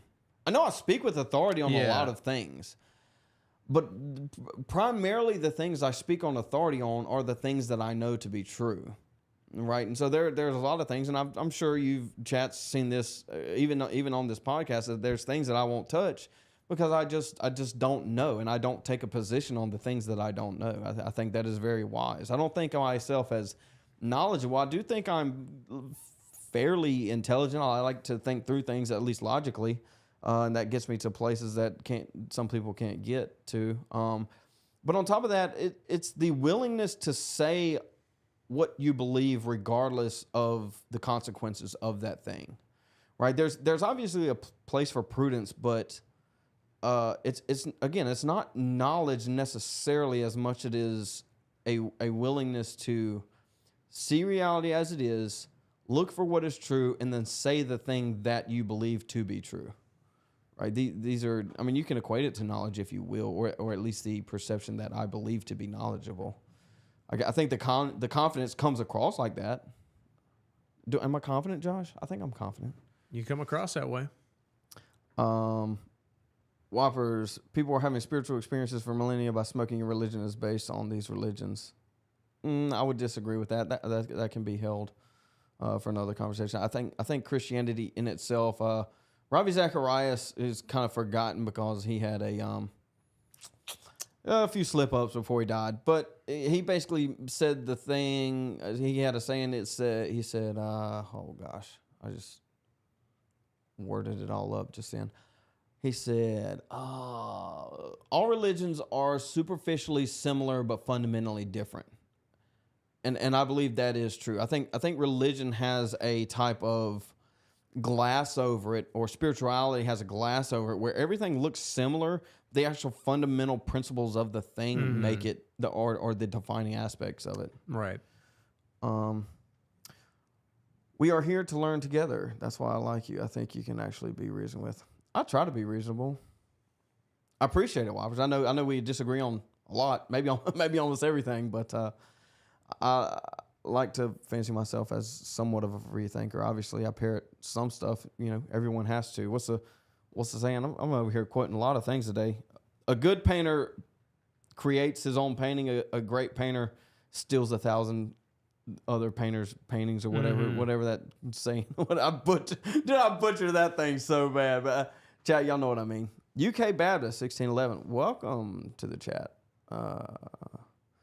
It's a very specific username. 1611. I'm not sure. Josh has serial killer vibe. Josh is definitely a little different. He's admitted to his he's admitted to his autism on stream, boys. He's got an airplane fascination. So he's not trains. He's not trains autistic. Not quite trains, but airplanes. But he's airplanes. So I mean, you got your trains, and you got your airplanes, and Josh is he's almost there. He's almost trained. He's almost spurting out on the trains. Every time you step out, I always say some like seriously off-color stuff. Yeah. So people were freaking out in the chat a second ago. Oh, just now? I was like, yeah, if you guys have any, like, if you know your local prostitutes, let me know, and I'll, I'll find them and I'll arrange their heads in my fridge by hair color or something. Let's see. I'd say there are only two fundamentals of religion, one based on works and one based on grace. Yes. This is a thing that specifically separates Christianity from all others. Every other religion in the world is based on a work. Well, there's a third option also, but every religion is based on works, where Christianity is based on grace, or forgiveness, if you will, by grace. So the third option would be you're born into it, right? You're just ethnically that religion. Mm-hmm. So, Sam, no. Welcome to the chat. Right. What do you say to the man who claims I've worked too hard to build myself to fornicate with one singular woman? I would say, if you were working hard so that you could get with women, then you've accomplished nothing really. And the truth is like, if you're working hard to enrich your life, fornicating with multiple women does not do that. It might satisfy your base animal impulse for a time, but it is spiritually poisonous. And that's not like some fruity term. There is such a thing as the spirit. And even if you don't believe in like the soul, even if you're an atheist, the experiences and long-term effects of multiple sexual partners, even as a man, this is documented, it does not enrich you in any way. Very, very recent example would be Dan Bilzerian, right? He's essentially given up everything, right? I would say he hit the peak of what is that thing, and then he's just like, I think he said he turned down $800 million in brand deals and content or whatever in like last year or so, just because he's not after that thing anymore. It's very physical. Mm-hmm. And here's the thing. But these women will ruin your life. Regardless of marriage. Yes. And I would also say that you would be correct in a traditional worldly sense, right? Without Christianity or religion, some religions depending. I mean, you would be correct in that is something to strive after. But I don't think it gets you anywhere. It doesn't. It's like once you reach the peak of the thing, there's nothing left. Wherein pursuing religion or purpose or truth, you will never get there, but you can get close. And I think that gives you that purpose to kind of strive for. Does that make sense, Josh? Yeah. That might have been a lot of No, wording. I mean, I get it. Rodney, what's a fax machine? Yeah, what's a fax number, dude? Fax. Like Fox? Just kidding. Dude, I tried to send a fax the other day to like I don't even remember what it's for. It's from my grandma. She asked me if I could send a fax. I was like, yeah, I could probably figure it out. I mean, I don't have a fax machine, but I'm sure I can take it, put it in my scanner. I'm sure they make an app on the computer or a website that'll allow you to fax a thing to a phone number. Dude, it took 3 hours to send 3 like screenshots of a PDF to a fax machine. 3 hours. I was like, dude, what are y'all doing over here?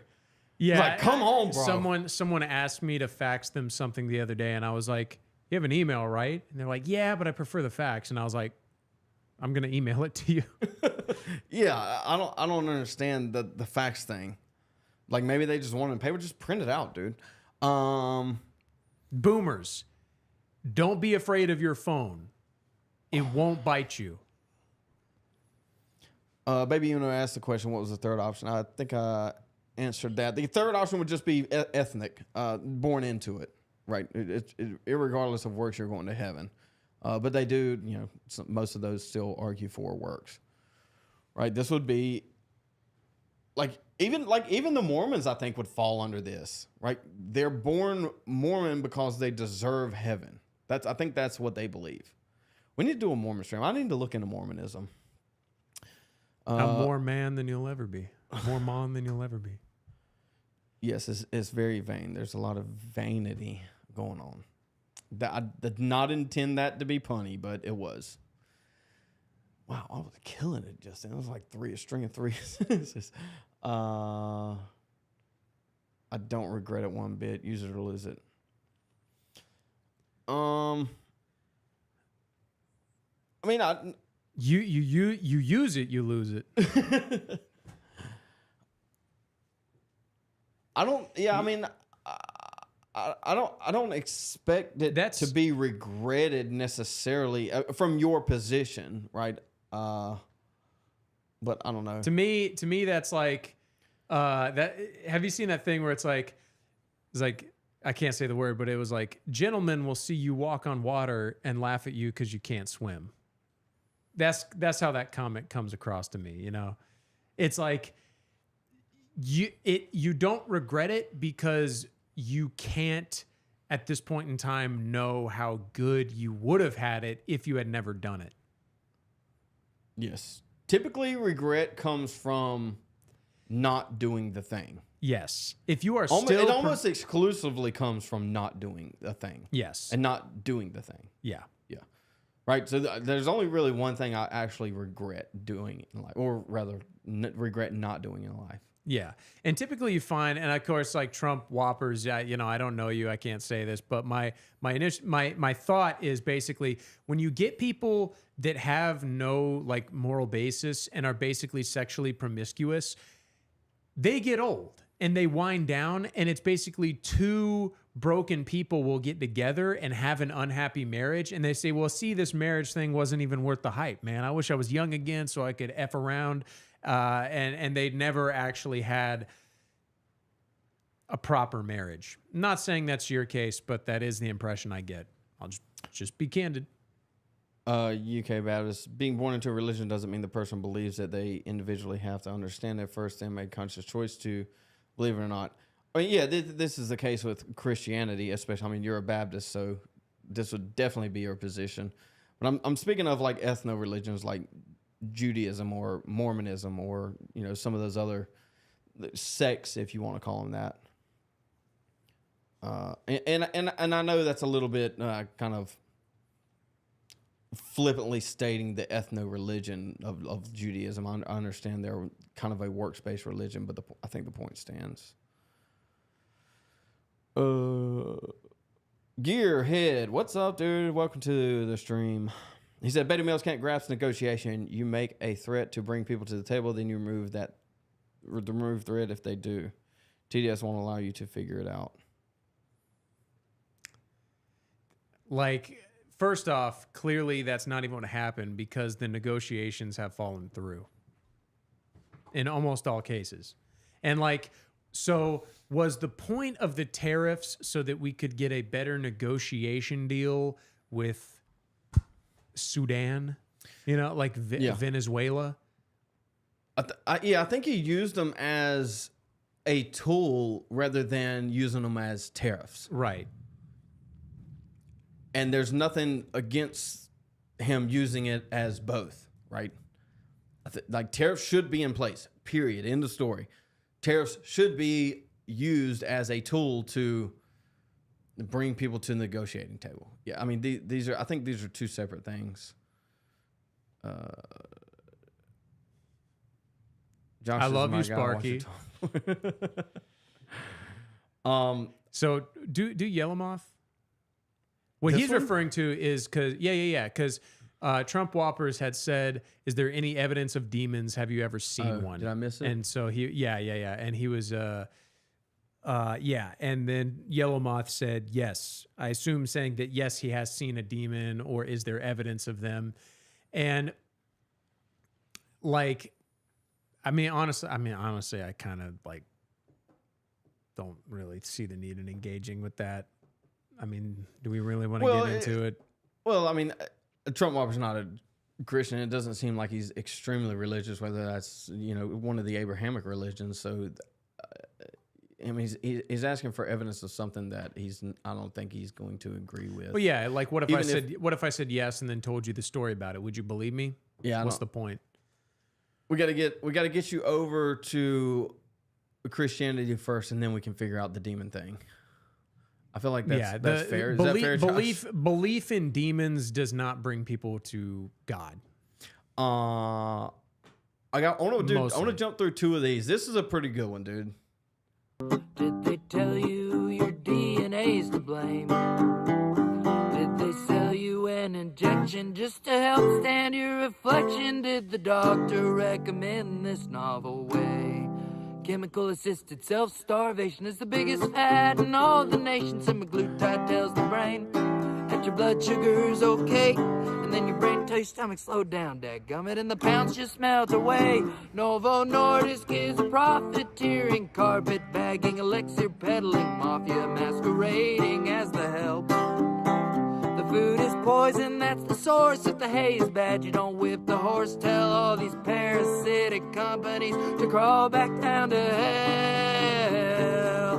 Whoa, the chemicals from pharmaceutic waste, they don't degrade, they just bioaccumulate. They leach down into the ecosystem, hurt the fishes and amphibians. Oh, Zempic, baby, you keep being great. If you're getting a hunch, there ain't no free lunch. If it sounds too swell like a fairy tale, if it's too good to be true, they're making a lab rat out of you. If Eli Lilly and Novo want to make this world less hard, dump Wegovy on a famine, then they'll never know they're starving. Novo Nordisk is a carpet-bagging, elixir-peddling, profiteering, mafia masquerading as... I'll be honest. I thought that one was pretty good. I'll be honest. I kind of hate that kind of kitschy crap. I enjoyed that one. His stuff's good, dude. That one was catchy. His stuff's good. Yellowmoth said pretty boring. Oh, you're talking about Demon. I saw Demon. Or is he talking about the song? Whopper said he'd like to hear the demon story. Josh, do you want to tell the demon story? I don't have a demon story. I've never seen a demon. Oh. I was saying, but if I had and said yes and then told the story, would you believe me? How do you know you weren't dreaming? See, this is the kind of thing we talked about yesterday, and we were talking about Richard Dawkins, or maybe it was Hitchens. It was Christopher Hitchens was basically prompted the question of what would convince you? What would convince you that Christianity is true? And I believe it was William Lane Craig, or it might have been Frank Turek, basically said, if Jesus came to you in person, in real life, during the day, and said to you that Christianity is true and essentially gave evidence for that thing, would you believe in Christ? And he responded to him and basically said, he said, no, I would chalk it up to a hallucination. And I think this is the case with a lot of people. They're just hardened of hearts, and no amount of evidence is going to convince them of the thing, right? Of the truth. I'm not saying you're that way, but what I am saying is that's where a lot of people are at when it comes to this type of stuff. Though I don't think demons is what's going to get anyone over the edge. Stories of demons, if you will. No. Baby Uno says, what does Trump Whopper? I believe he is some version of universalist.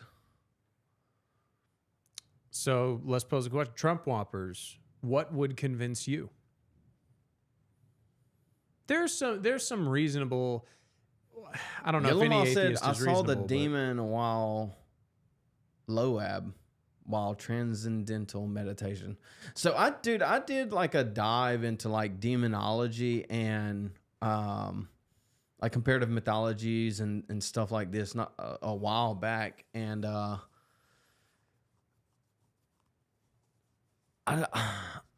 dude, there's a lot there, man. It's a lot. It's quite literally like a whole new world. I know. I dipped my toe in and I was like, it's a lot, dude. This is bananas.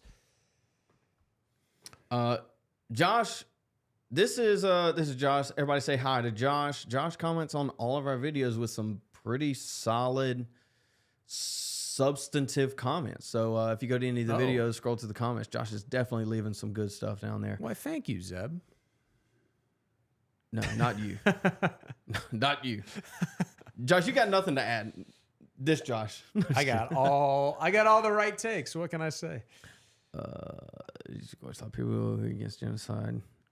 Zeb, blah, blah, blah, blah, blah. Zeb. If a person comes up and claims to be Jesus, you wouldn't believe him, even if he looked like the Hallmark card version. You would need more evidence. No. Well, correct. Yes. Obviously. Now what? I mean, like, yeah. I don't think that. I don't think like that really that's not moved what we're the asking. needle. That's not what we're asking of you. We're asking you to tell us. Like, I'm not asking you like what can we bring to you. Just anything. Like, what experience would or argument would bring you around to it? If somebody ran around Florence, South Carolina, to all these homeless encampments and just started healing people.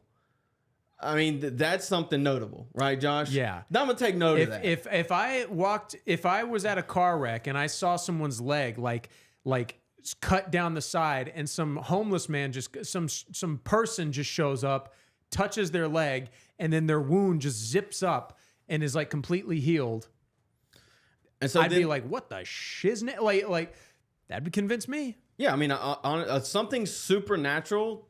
Most likely, yes. Now, if they're claiming to be God, I would say there would have to be a little bit more there. Maybe like a resurrection from the dead. Josh, would you say that would be a good one? That would convince me. I think that would convince me too.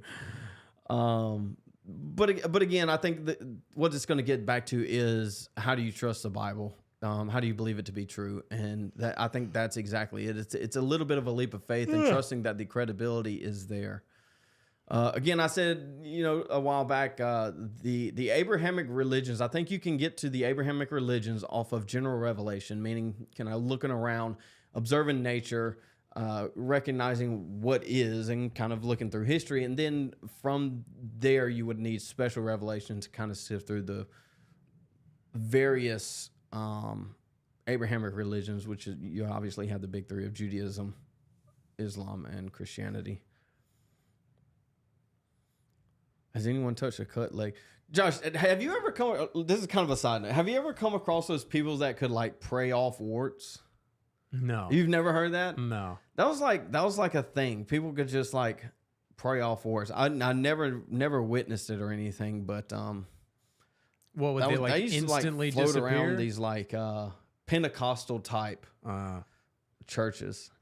You have no modern recorded miracles. Why? Well, there's a lot to that question. I think it depends on your definition of miracles. But well, and okay, so but like, do you believe the ancient ones? You talking to me? No, him. Yeah. Yeah. Like so like it doesn't. Yeah. My wife's taking. I'm late, my boys. Mag's watching the stream.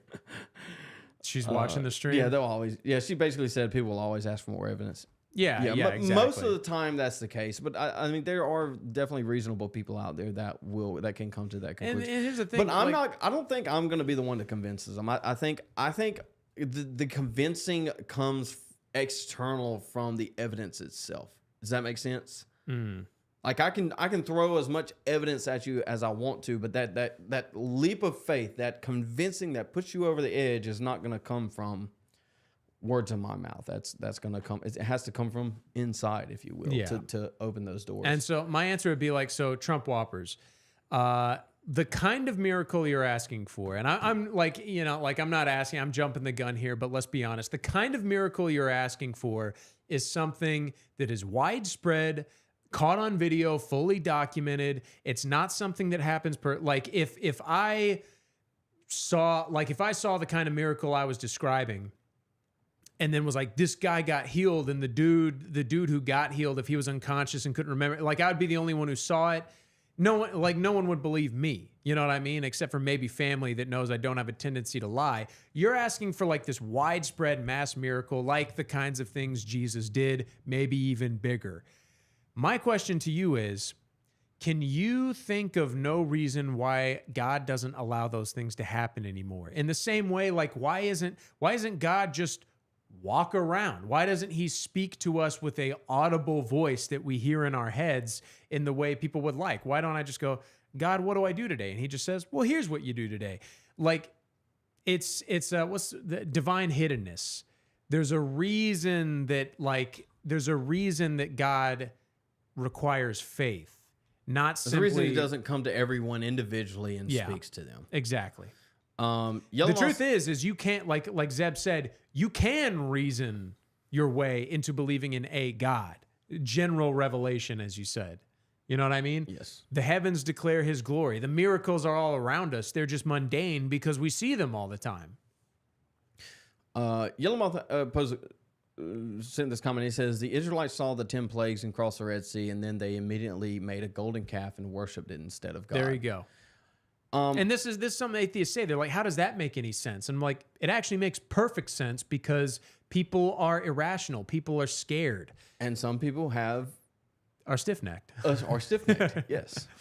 Quote unquote, stiff-necked Jews. I didn't say it. God did. But yeah, I mean, this is exactly correct. Some people are just hard-headed. Some people are just hardened of hearts. And Moses and his people were one of them, right? This is why they weren't allowed to enter the promised land for 40 years. This is why they wandered the desert for 40 years.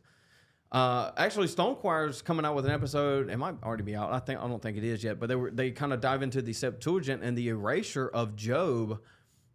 They've kind of hinted at it. I haven't looked into this, but they hinted at the idea that Job is the person that didn't allow Moses and the Israelites into Israel, into the promised land.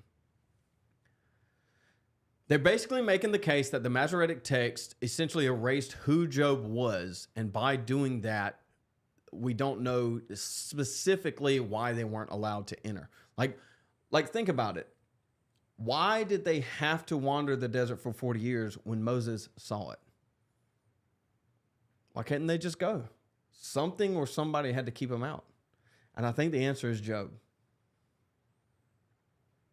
I'm open to it. We'll have to dive into that one when it comes out. But I thought that extremely interesting. But why would that be kept out? Because Job isn't Jewish. Oh. The most righteous man to ever live was not Jewish, right? Let's see. Second. Let's do some Googling real quick. I'm gonna do one Google real quick. Job. You're right. I forget. Like he was an Edomite or Edomite, Vegemite sandwich. Mm-hmm. Hold on. Let me do a Google one time. Job. I'm gonna have to do it. I hope you guys like my puns. That doesn't like them. Chat. I'm gonna break this keyboard. I'm gonna break it. Job. I can't type. I can't use this keyboard.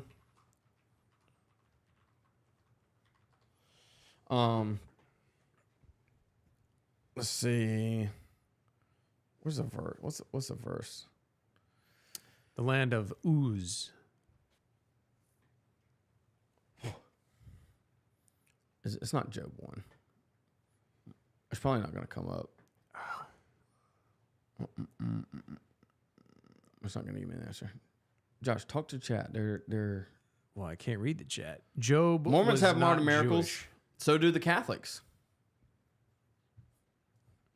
I would say modern miracles like the Mormons and the Catholics kind of, I'm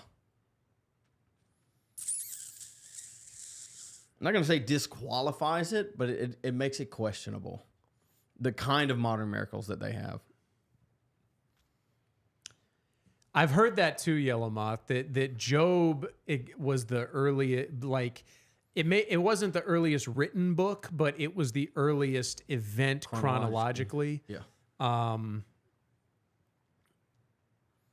Why can't that? But it's an interesting thought. I mean, like, I haven't watched Corey Mahler's video, but I definitely would watch it. That sounds interesting. Job, a righteous man. Why can't I find what I'm looking for? Good prayer to pray is, Lord, make me like Job, not like Jonah. Because I'm very often a Jonah. I bet I know where I can find it. Hold on. Give me 1 second, Chad. I'm kind of stalling here. I know. Let's see. I want to find the specific verse I was talking about. Job's wealth is measured in cattle and not in gold, so he had to be ancient. Yeah. That's the reason why they wandered. Let me see if I can find it. I know Woe tweeted about it. I just haven't, dude. I haven't been on the internet that much lately. Whoa. Job. All right, let's go to outline. Boom. Scroll this feed real quick.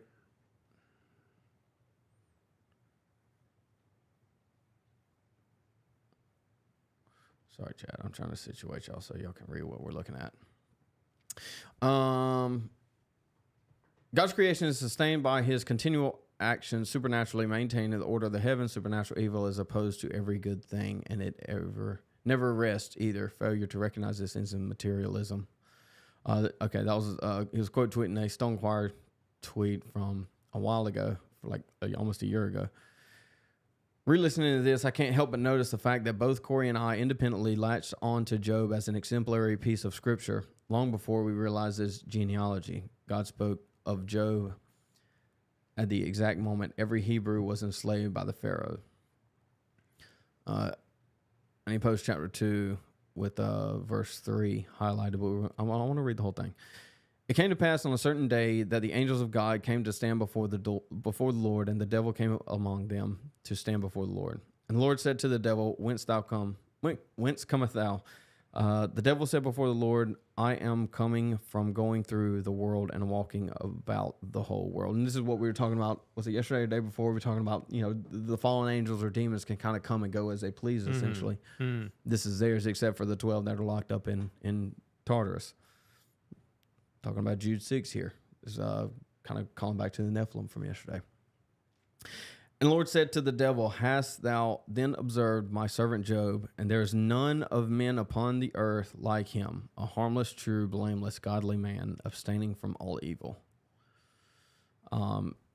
And I don't know exactly, but we'll cover it when we get there, because I've always been kind of infatuated with Job also. Infatuated? Yeah. Infatuated with Job also. Based on the LXX chronology, the Septuagint, it only takes a little, not only plausible, but highly reasonable speculation to conclude that it was Job himself who denied Moses' entry into Numbers 20. The book of Job is scriptural proof that the Christian faith existed beyond the Hebrews for a short time, or for a time. The Bible is not and has never been a book about Jews. In the Christian Bible, Job is an Edomite king, grandson of Esau, and therefore no Hebrew. Job's great Christian faith, which God preserved to this day, is an example belonging to a man entirely outside of Israel. So, of course, they deleted his genealogy and his promised resurrection. Right, and so I think the case that they're trying to make here, they're doing a series on the Septuagint. I think the case they're trying to make here is that when it says his scripture will never die, I think they're trying to make the case that the Septuagint has remained fully intact as it ought to have been, right? The Septuagint is the Greek, and that's what all of the New Testament authors knew. That's what they knew in Christ's time. They knew the Septuagint, not the Masoretic. Yeah. Right, and so this is the kind of the case that they're making, and they're making a lot of headway, and they're catching a lot of flack from it, which gives them validity, right? If you're going to take all of that heap and maintain that doesn't maintain going, it doesn't make it true necessarily, but it does allow some validity to the thing, right? If you're going against the grain when it comes to something like the mainstreaming of scripture, then you're obviously, if it's been usurped, then you're obviously going to catch flack from people that want to maintain that Masoretic position on it. But yeah, I mean, they're exactly right. I mean, Job was a massive figure. He was the most righteous. The question is the genealogy. Is the genealogy what they say it to be? I haven't read the Septuagint, so I don't know. But this is the case that they're trying to make. Let's see. Job's calamities occur while Jacob and his sons, Joseph's generation, are alive, having recently relocated to or already living in Egypt during the famine. Job's restoration and enrichment occurs while Israel is enslaved. Job dies after Moses' birth, but not long before Exodus. I'd have to look at the timelines itself. But I don't know. But I mean, they're making the case that his genealogy was essentially erased from the Masoretic text. I don't know. It's something to think about. Is it out? Like you said, Stonequar? I don't think that episode's out. But the last 2 or 3 were pretty solid. Let's see if we can catch up on chat.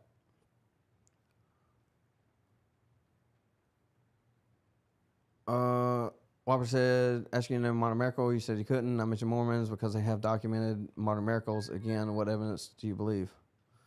UK Baptist is calling. What is... let's see if we can get him in here. Boom. Ooh. Let's see if we can get him. Lock in, boys. Oh, it's 5 o'clock. I say, pour me something tall and strong. Says he's in the green room. I don't know what this thing is doing. Oh, did he hang up? No, he's there. No, it's the one above it. There. Is it? No, that's that's our iPad. It was there a second ago. Was it? Might have hung I up. must have hung up. Call again. We'll get it situated. Sorry about that. I guess back on the question, Trump offers, are we going around and around? Asking modern miracles. Said you couldn't. Well, the Mormons are lying. I don't. The Mormons are evidently lying. I mean, there's no. I mean, I guess which modern miracle are you talking about? Translating golden plates? Joseph Smith was a liar. What's the deal with Isaiah 53? Apparently people hate it because it prophesies Christ in the Old Testament, which gets fulfilled in the New Testament. Well, you answered your own question. There you go. That's why they hate it. People is a very specific people that you're talking about right now.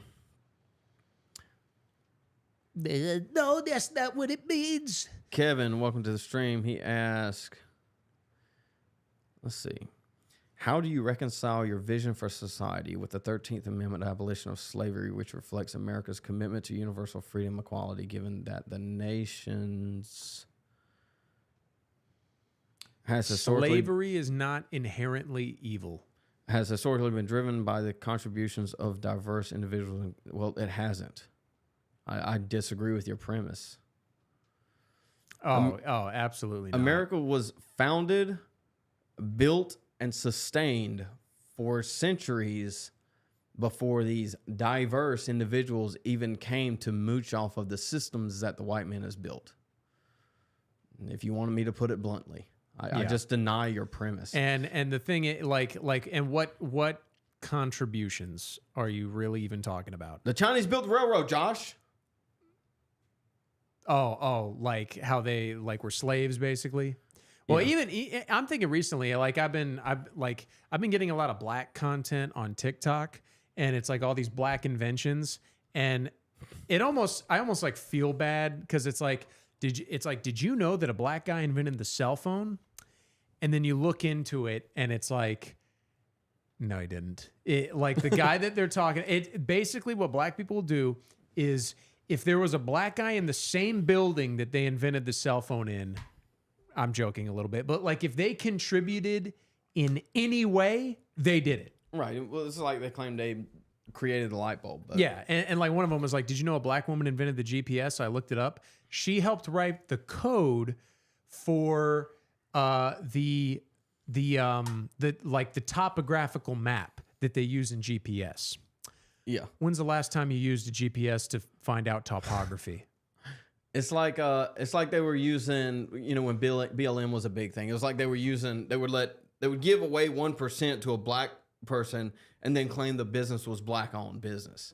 Right? This is how they were leveraging BLM against people. Crispy says 13th Amendment makes slavery legal for the states only. Only a lunatic would deny that premise, mate. Okay. I mean, that was all right. That was easy. Cool. Next. I mean, what do you mean? What do you mean a lunatic? Okay, show me.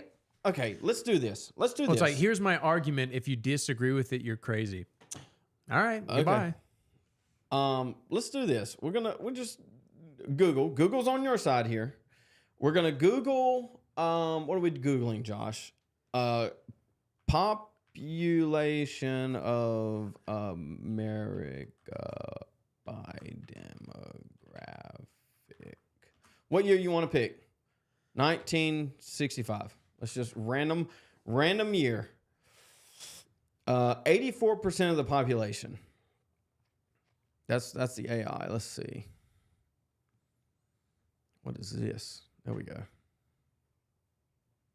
Jack, can y'all see that? Kinda. Basically, I don't even know what this is saying. It's saying words. I don't feel like looking at it and trying to understand it. Basically, Google AI says 84%. I think that's fairly accurate. It was like 84, 82. But how can a country be... I mean, this is 1965.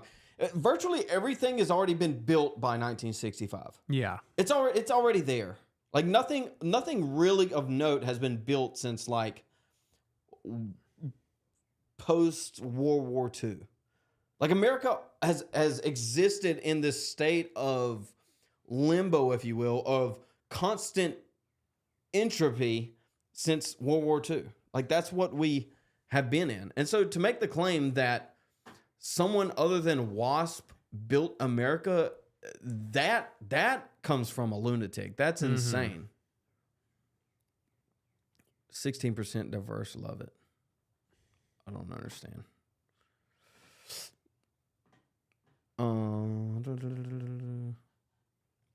Where you at, chat?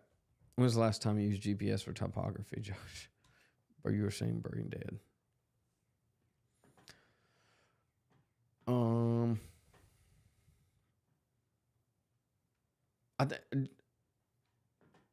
Whoppers, Josh specifically means the thing that was actually coded, not topography on the GPS itself. I mean, the topography is built in now.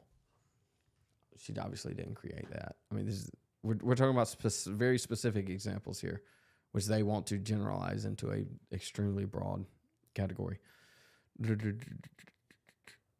Gooks gang, y'all know I'm kind of retarded. But me too, dude. I'm kind of retarded too. That's why you listen to me. We've been going, dude. It's after 5. Josh, you want to touch on anything else before we leave? I'm good, man. I think we got. Let's listen to one. I want to listen to one more of Jesse's songs. We'll do this and we'll touch on it real quick. Let me see if I can find it. It was the Luigi one. Oh man, where is it? No, where is it? Murder. Oh, United Health. There we go. 3, 2, 1. I'm An office and a building and a person and a chair, and you paid for it all, though you may be unaware. You paid for the paper, you paid for the phone, you paid for everything they need to deny you what you're owed. They ain't no you in United Health, they ain't no me in the company, they ain't no us in the private trust. There's hardly humans in humanity. Now the procedure that you're needing ain't the cost-effective route, and only 2% of people end up winning a dispute. So if you get sick, pray to God for help, cause your doctor's gotta pray through United Health. Way back in 77, Mr. Richard T. Burke started buying HMOs, putting federal grants to work, made 50 billion buckaroos. Last year, the Warren Buffett of health, the Jeff Bezos of fear. Now CEOs come and go, and one just went. The ingredient you got, bake the cake you get. But if you get sick, cross your fingers for luck, cause old Richard T. Burke ain't giving a fuck. Commoditized health, monopolized fraud. Here's the doctors we own and the research we bought. They own the pharmacies and a lot of the meds. They should start buying graves to sell us when we're all dead. There ain't no you in United Health. There ain't no me in the company. There ain't no us in the private trust. There's hardly humans in humanity. Chat. That's a good one. This is what I'm gonna start doing. I'm gonna start recording and this should be the song shorts of the summer, and just most motivational song, saying words in front of them and then posting the short. It's your own damn fault. You're so. I'm not a fan of Benny Johnson, if you can't tell. Trump Warp says the code she wrote is the basis for GPS and is used every ping. Okay. I mean, maybe so. I mean, I could look into it, but I mean, it's kind of irrelevant. The claim is that she invented GPS, but she hasn't. Right? This claim is floated around all over the place. Same thing with and inventing even the light like, bulb when they changed the filament.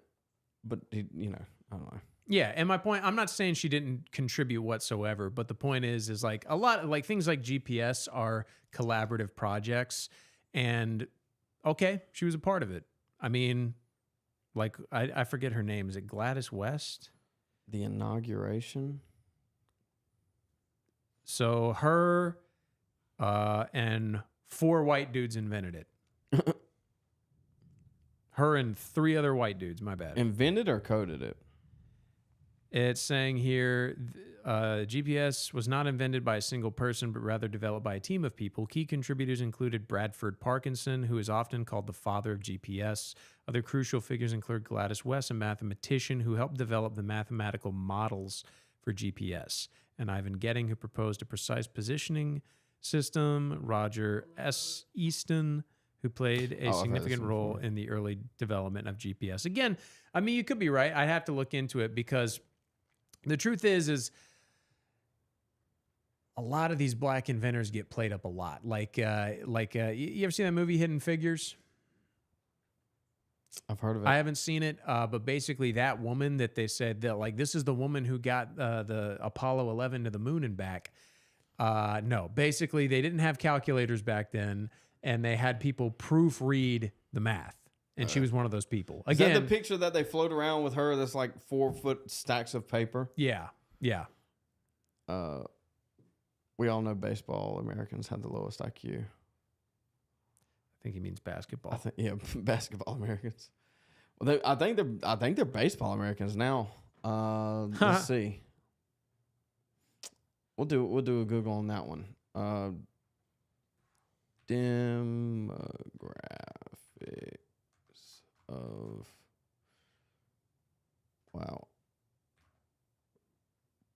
MLB. Let's just do MLB.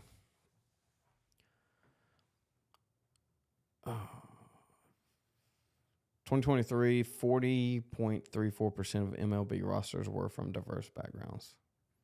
It's close.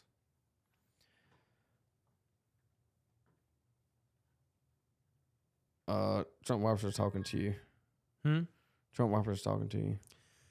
Josh made the claim you seem to care about it, so yeah, look it up and get informed while you're at it. Read about and learn about more contributions black people have made to civilization. Oh, contributions that black people have made to civilization. Look it up and get informed while you're at it. Is that UK? Read about and learn about more. Yep. I'm hearing my own voice. You on the screen, brother? Can you hear us? Hello? Yeah, we go.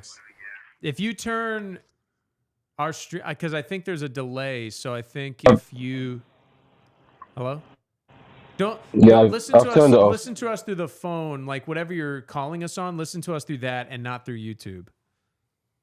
He's good. You should be good now. Okay.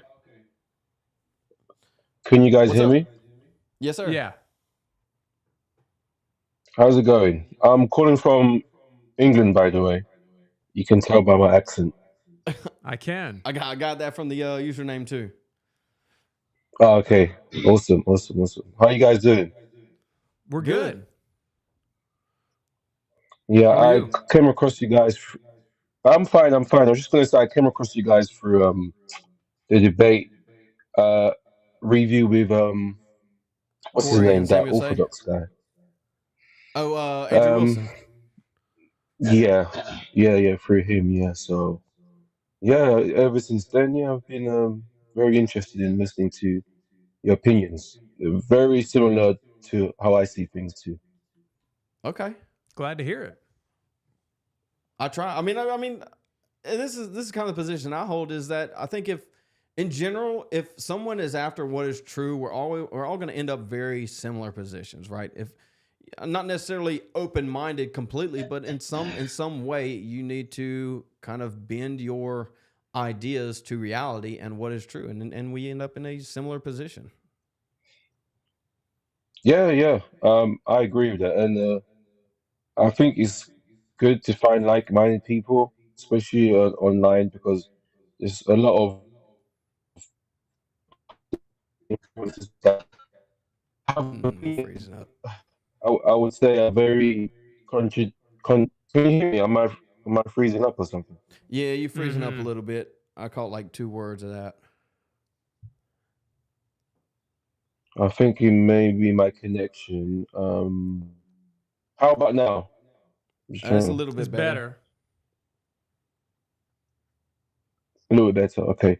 Yeah, no, I was gonna say there's so much podcasting going on, a lot of influencers that are, you know, spreading out their opinions, and sometimes it's difficult in within that ocean of a lot of these opinions to find ones that kind of gear up to what I believe. And yeah, I've had to do a lot of like searching, especially trying to get the algorithms to kind of line up to what I believe, because it took me like a couple of pages to scroll down to find you guys. I had to kind of like I had to type in something like what's his name, Andrew Wilson debate review, and scrolled all the way down, and I found you guys like on like the fourth or fifth page. So yeah.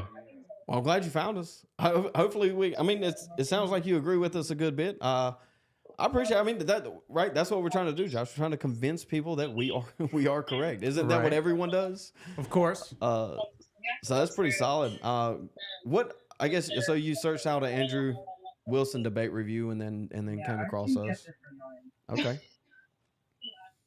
Uh, how long have you been listening? I guess since the Andrew Wilson debate One review. thing. Sorry. Go ahead. Sorry. So ask that again. Sorry. No, you're good. Go ahead. I think there's a lag. I was gonna say, is that in in my opinion, of course, I'm a Christian, right? And I believe things will get better globally if people went back to Christianity. But at the same time, I still think there is a lot of mixture of false ideologies and doctrines in Christianity, which make it kind of hard to kind of know which form of Christianity is the right one, if you get what I'm saying. No, yeah, you're exactly right. Yeah, the Ninja. I don't know if Ninja's still in here, but he's Orthodox, and I think the Orthodox have a position that is largely correct, where they look to tradition to kind of guide them. I would do that also, but I don't place as much emphasis on the infallibility of tradition or adhere to it specifically because it is tradition. But to kind of caveat off of that, there is this liberalization of Christianity. It's being exported by America is what it's been doing. A liberalized Christianity has brought about the liberalization, if you will, of so much else. And I think liberalization it's a bad word, dude. It's a bad word. We need less liberalization and more, I don't know, what's the opposite of liberalization? Control. Authoritarianism now. Yeah, I'm all right with that.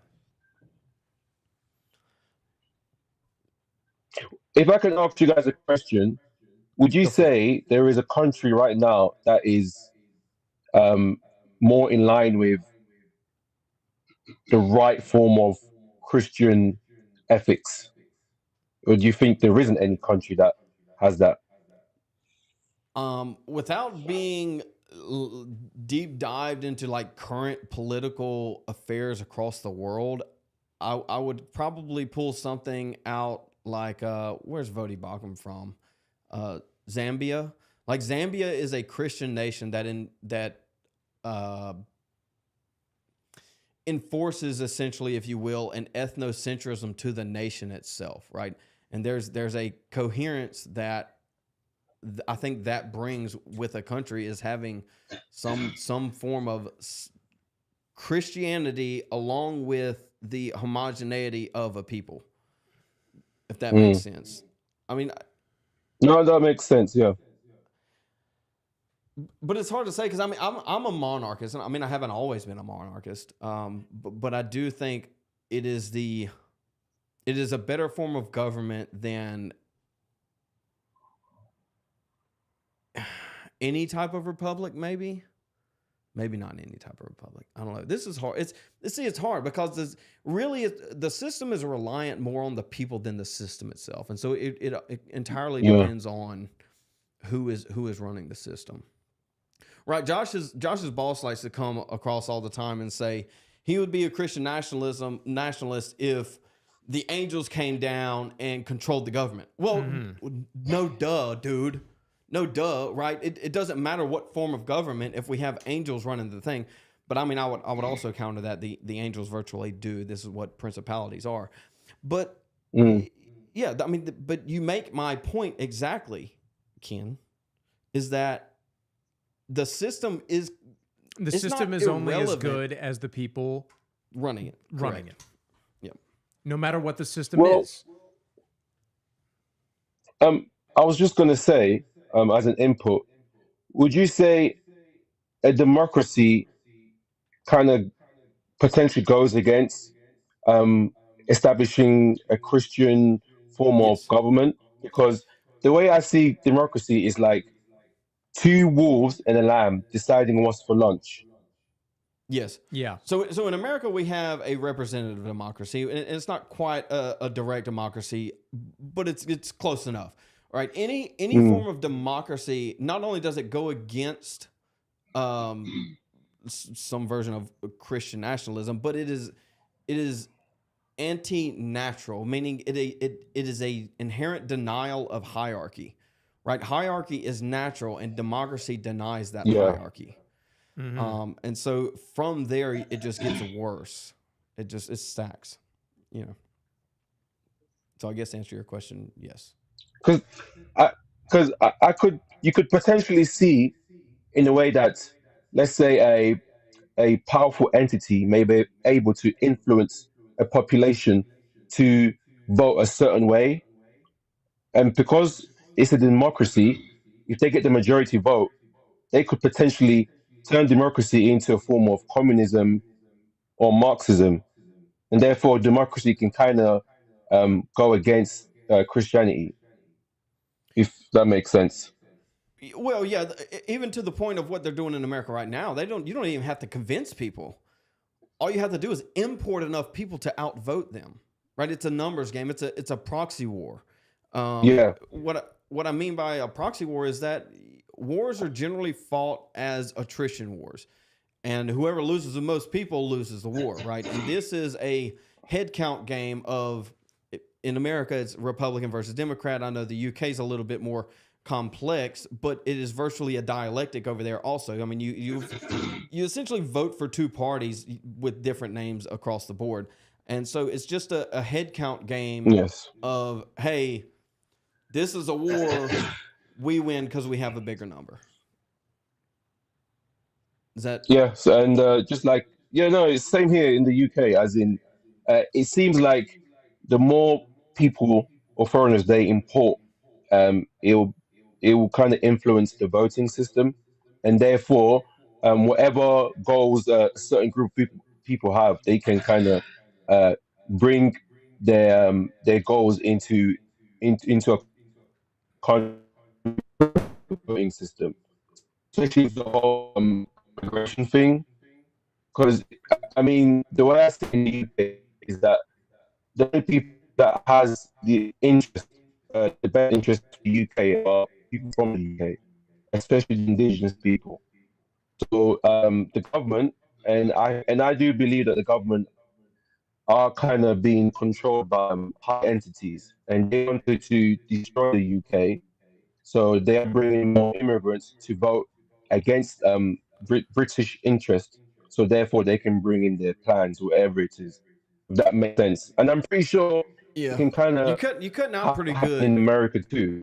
If Yeah, you cutting out pretty good. yeah. But yeah, I mean, I think if I can gather kind of everything into a little bundle, I mean, you're basically arguing for some version of an oligarchy. It's an oligarchy by proxy, right? It's just a facade. The system is a facade of what is actually going on, and the oligarchy is what controls the things. I mean, typically an oligarchy is business people controlling it. I don't know if it's necessarily business people, business minded people that control the business, but there are these shadowy figures that do control the system that are acts outside of the system, and largely this is done with money. I would also like to add to that the way our system works or has worked in the past, because I mentioned the proxy wars, voting being a proxy war.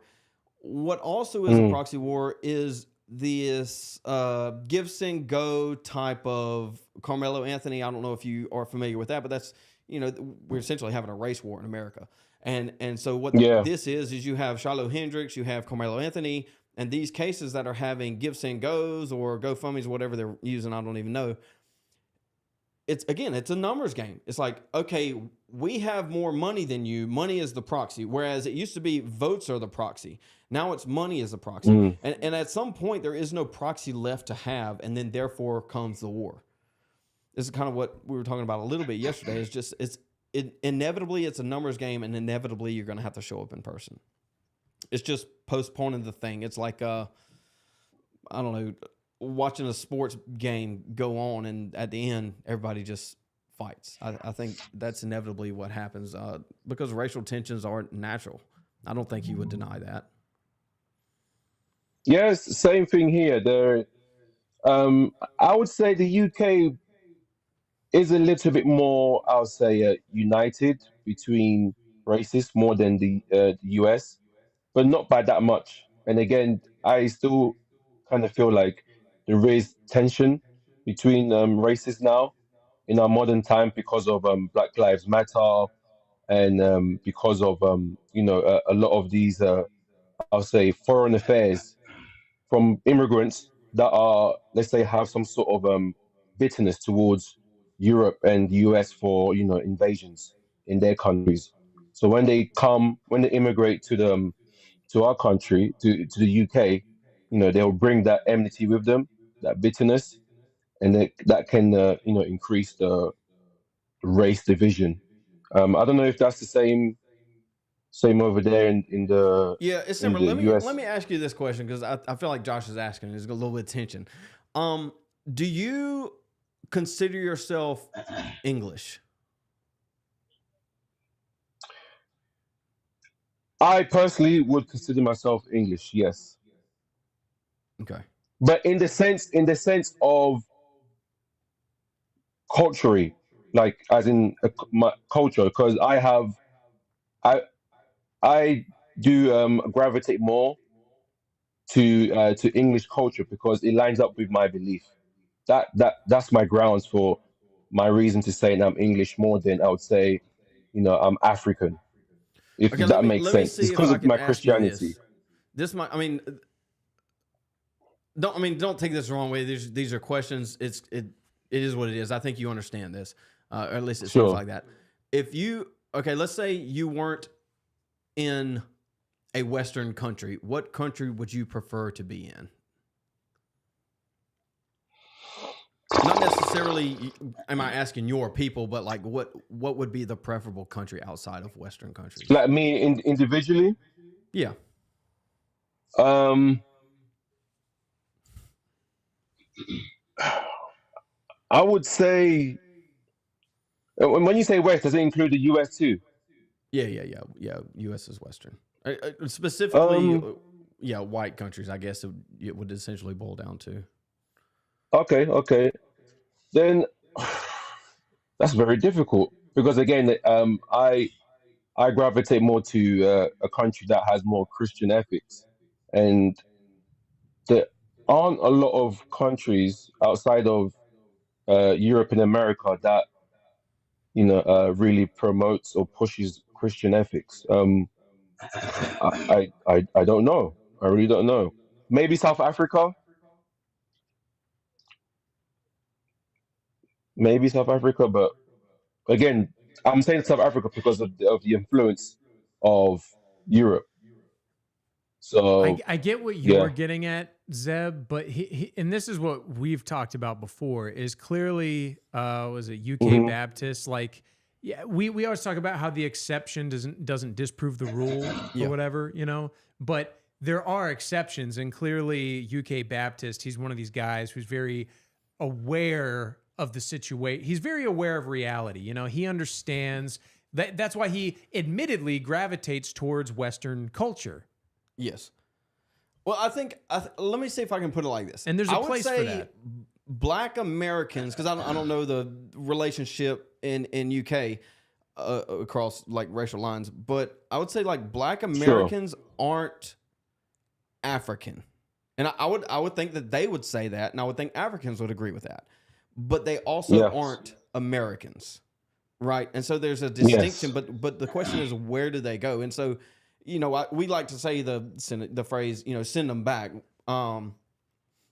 Not necessarily about Black Americans. I think this is a discussion that can be had and should be had eventually. Doesn't necessarily need to be happening right now because we got a lot more in front of that priority than this. But I think eventually the question is, what do you do about that? Because I don't know. I mean, I guess to lend some credence to who was in here earlier, Kevin. We were talking about he talked about diversity built America. I completely disagree with that, but at the same time, I do understand that families have lived in America for a extended period of time, and they are their own nation, if you will. yeah, I mean, I would say, for example, if you look in the Old Testament, anyone that wanted to be part of the nation of Israel were allowed to if they assimilated, as in if they had their children circumcised and if they, followed the rituals and all the sacrifices they did, then they were allowed to be, part of the nation of Israel. And I kind of take that concept into modern day time, as in, if I would like to be part of a country, I should, assimilate and follow their laws and customs. And I think the whole race war has taken things too far to the other side of the spectrum. Whereas in indigenous people of Europe and America are saying no, we don't care. Even if you're an immigrant and you're following our laws and customs, then you still should not be allowed to be in the country. Which I think it doesn't really make sense if you get what I'm saying. And here's the thing that I actually kind of agree with him on, Zeb, is because you and I agree on the basic fundamentals, which is you get exceptions. Like I've got a Black friend who's like who is totally against like the American Black culture. He thinks it's completely detrimental. Me too. His name's Malarkey. Yeah, but he's like, he's not an Uncle Tom, or they would say he's an Uncle Tom. You know what I mean? And you get exceptions like UK Baptist, but where you and I disagree is it's like, yes, we agree on the basics that like en masse, like your average African American is unassimilable. They just can't assimilate to the culture. But my point is in spite of that, I would argue we have an obligation due to the history. Now, we're in a predicament right now where, it's a replacement game thing. It's a breeding thing. But let's say hypothetically you and I could get whatever we wanted.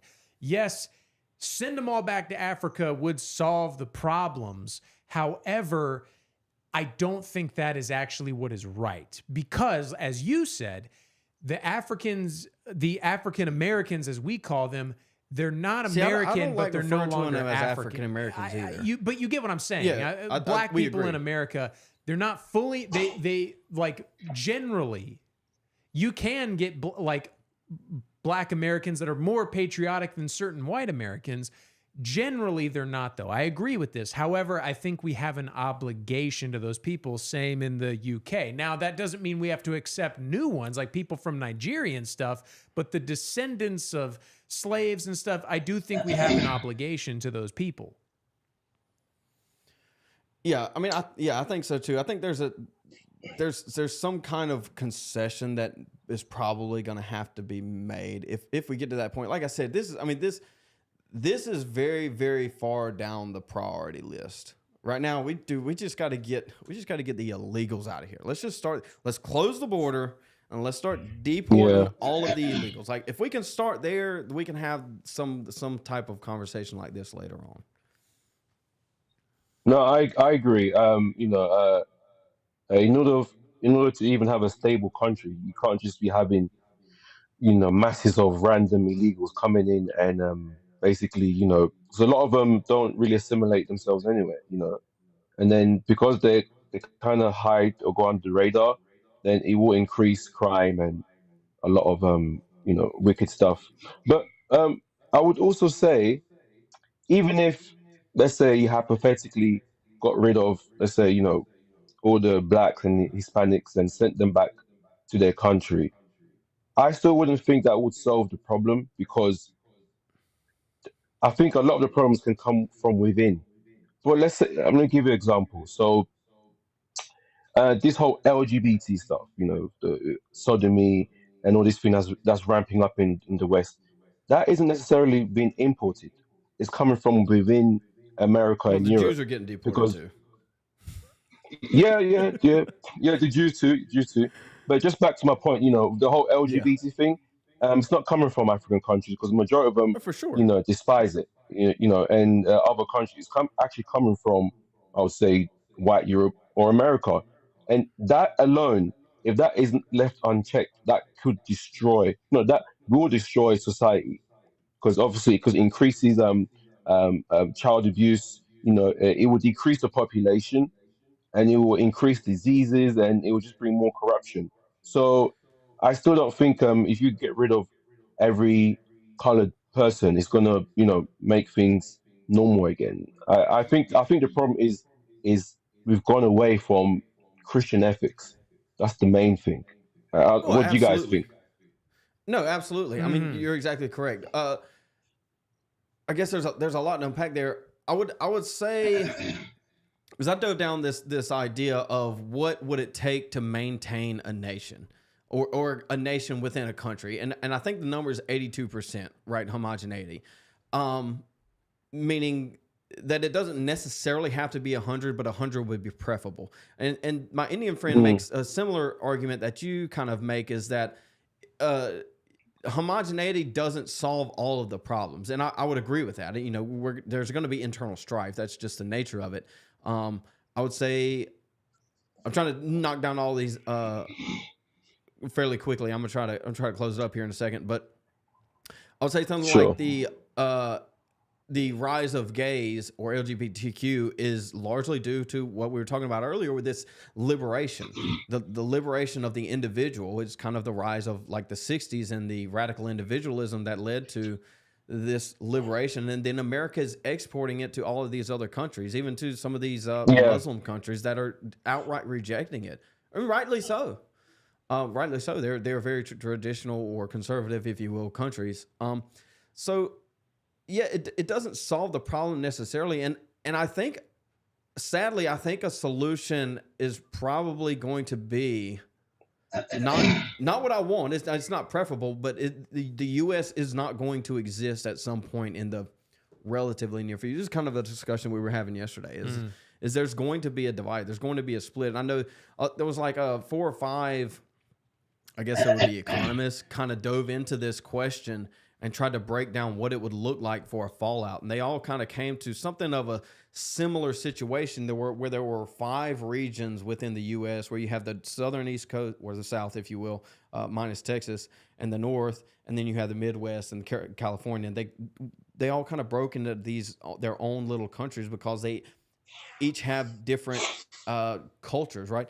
This is the same case I make for black and white Americans I would make for Southerners and Yankees, right? We are quite literally different people, and the South is being flooded by people from up north that they're not assimilating to the South. They can say that they're Republican or they're right, but they're not. I mean, they bring their culture here, and then they fly their flag of New York Bills. Like, if you can't even change the flag of your sports team, what makes you think you're going to assimilate into the South? Like, you can't give up the very minimum of the thing to be here. So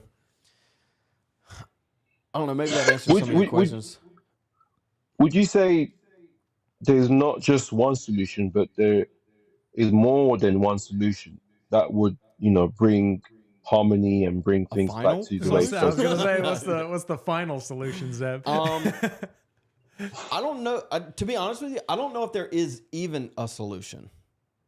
Maybe I can put it that way. Yeah. I mean, that's kind of what I'm trying to say here is like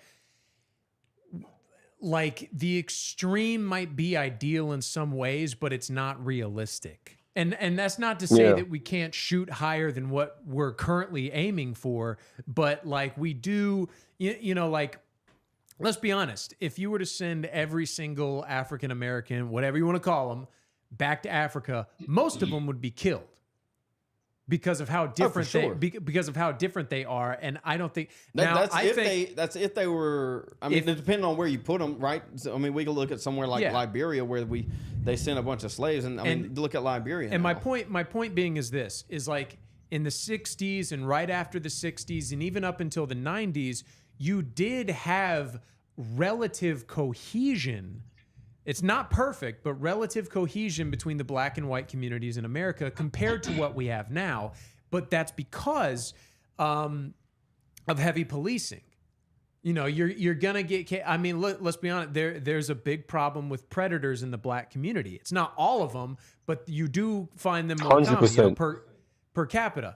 But when those people, they're going to what's the word I'm looking for? Like, make themselves known by doing violent things, and then what do? The police arrest them and they segregate them from everyone in jail. And then what do you have left? You have the more acclimated black people, African Americans, whatever you want to call them.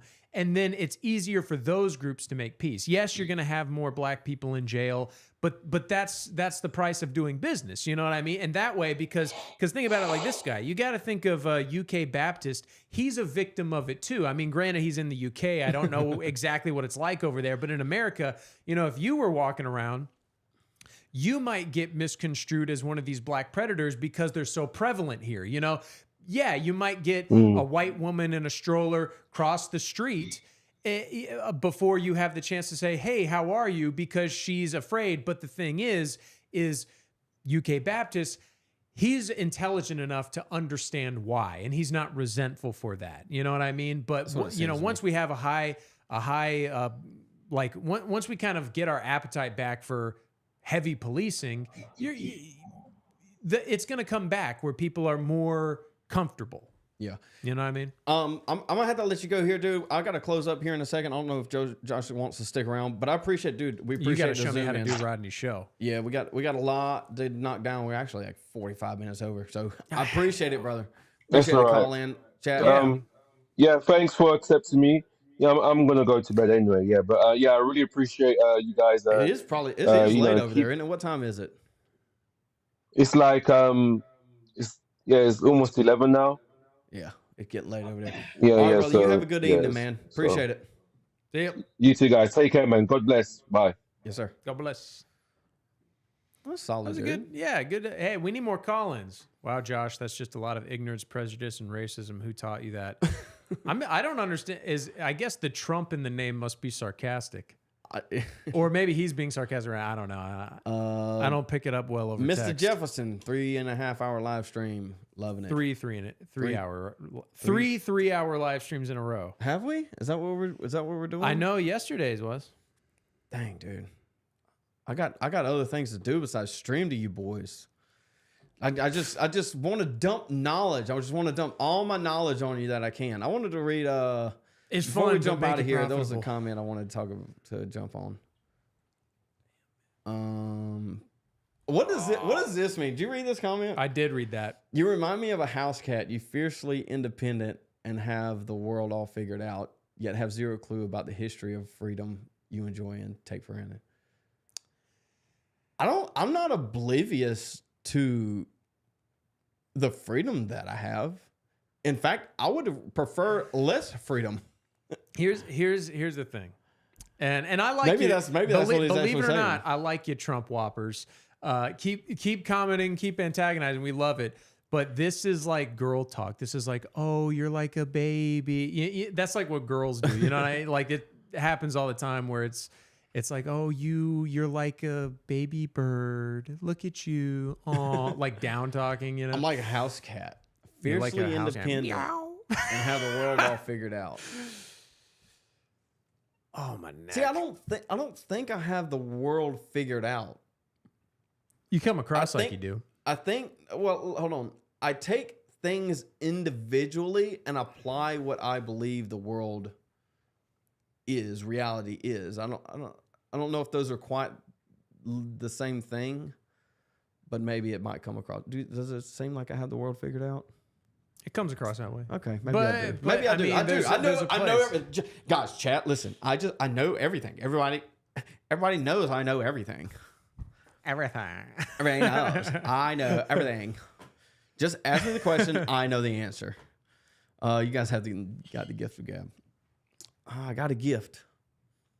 I know everything. That's what Trump talkers told me.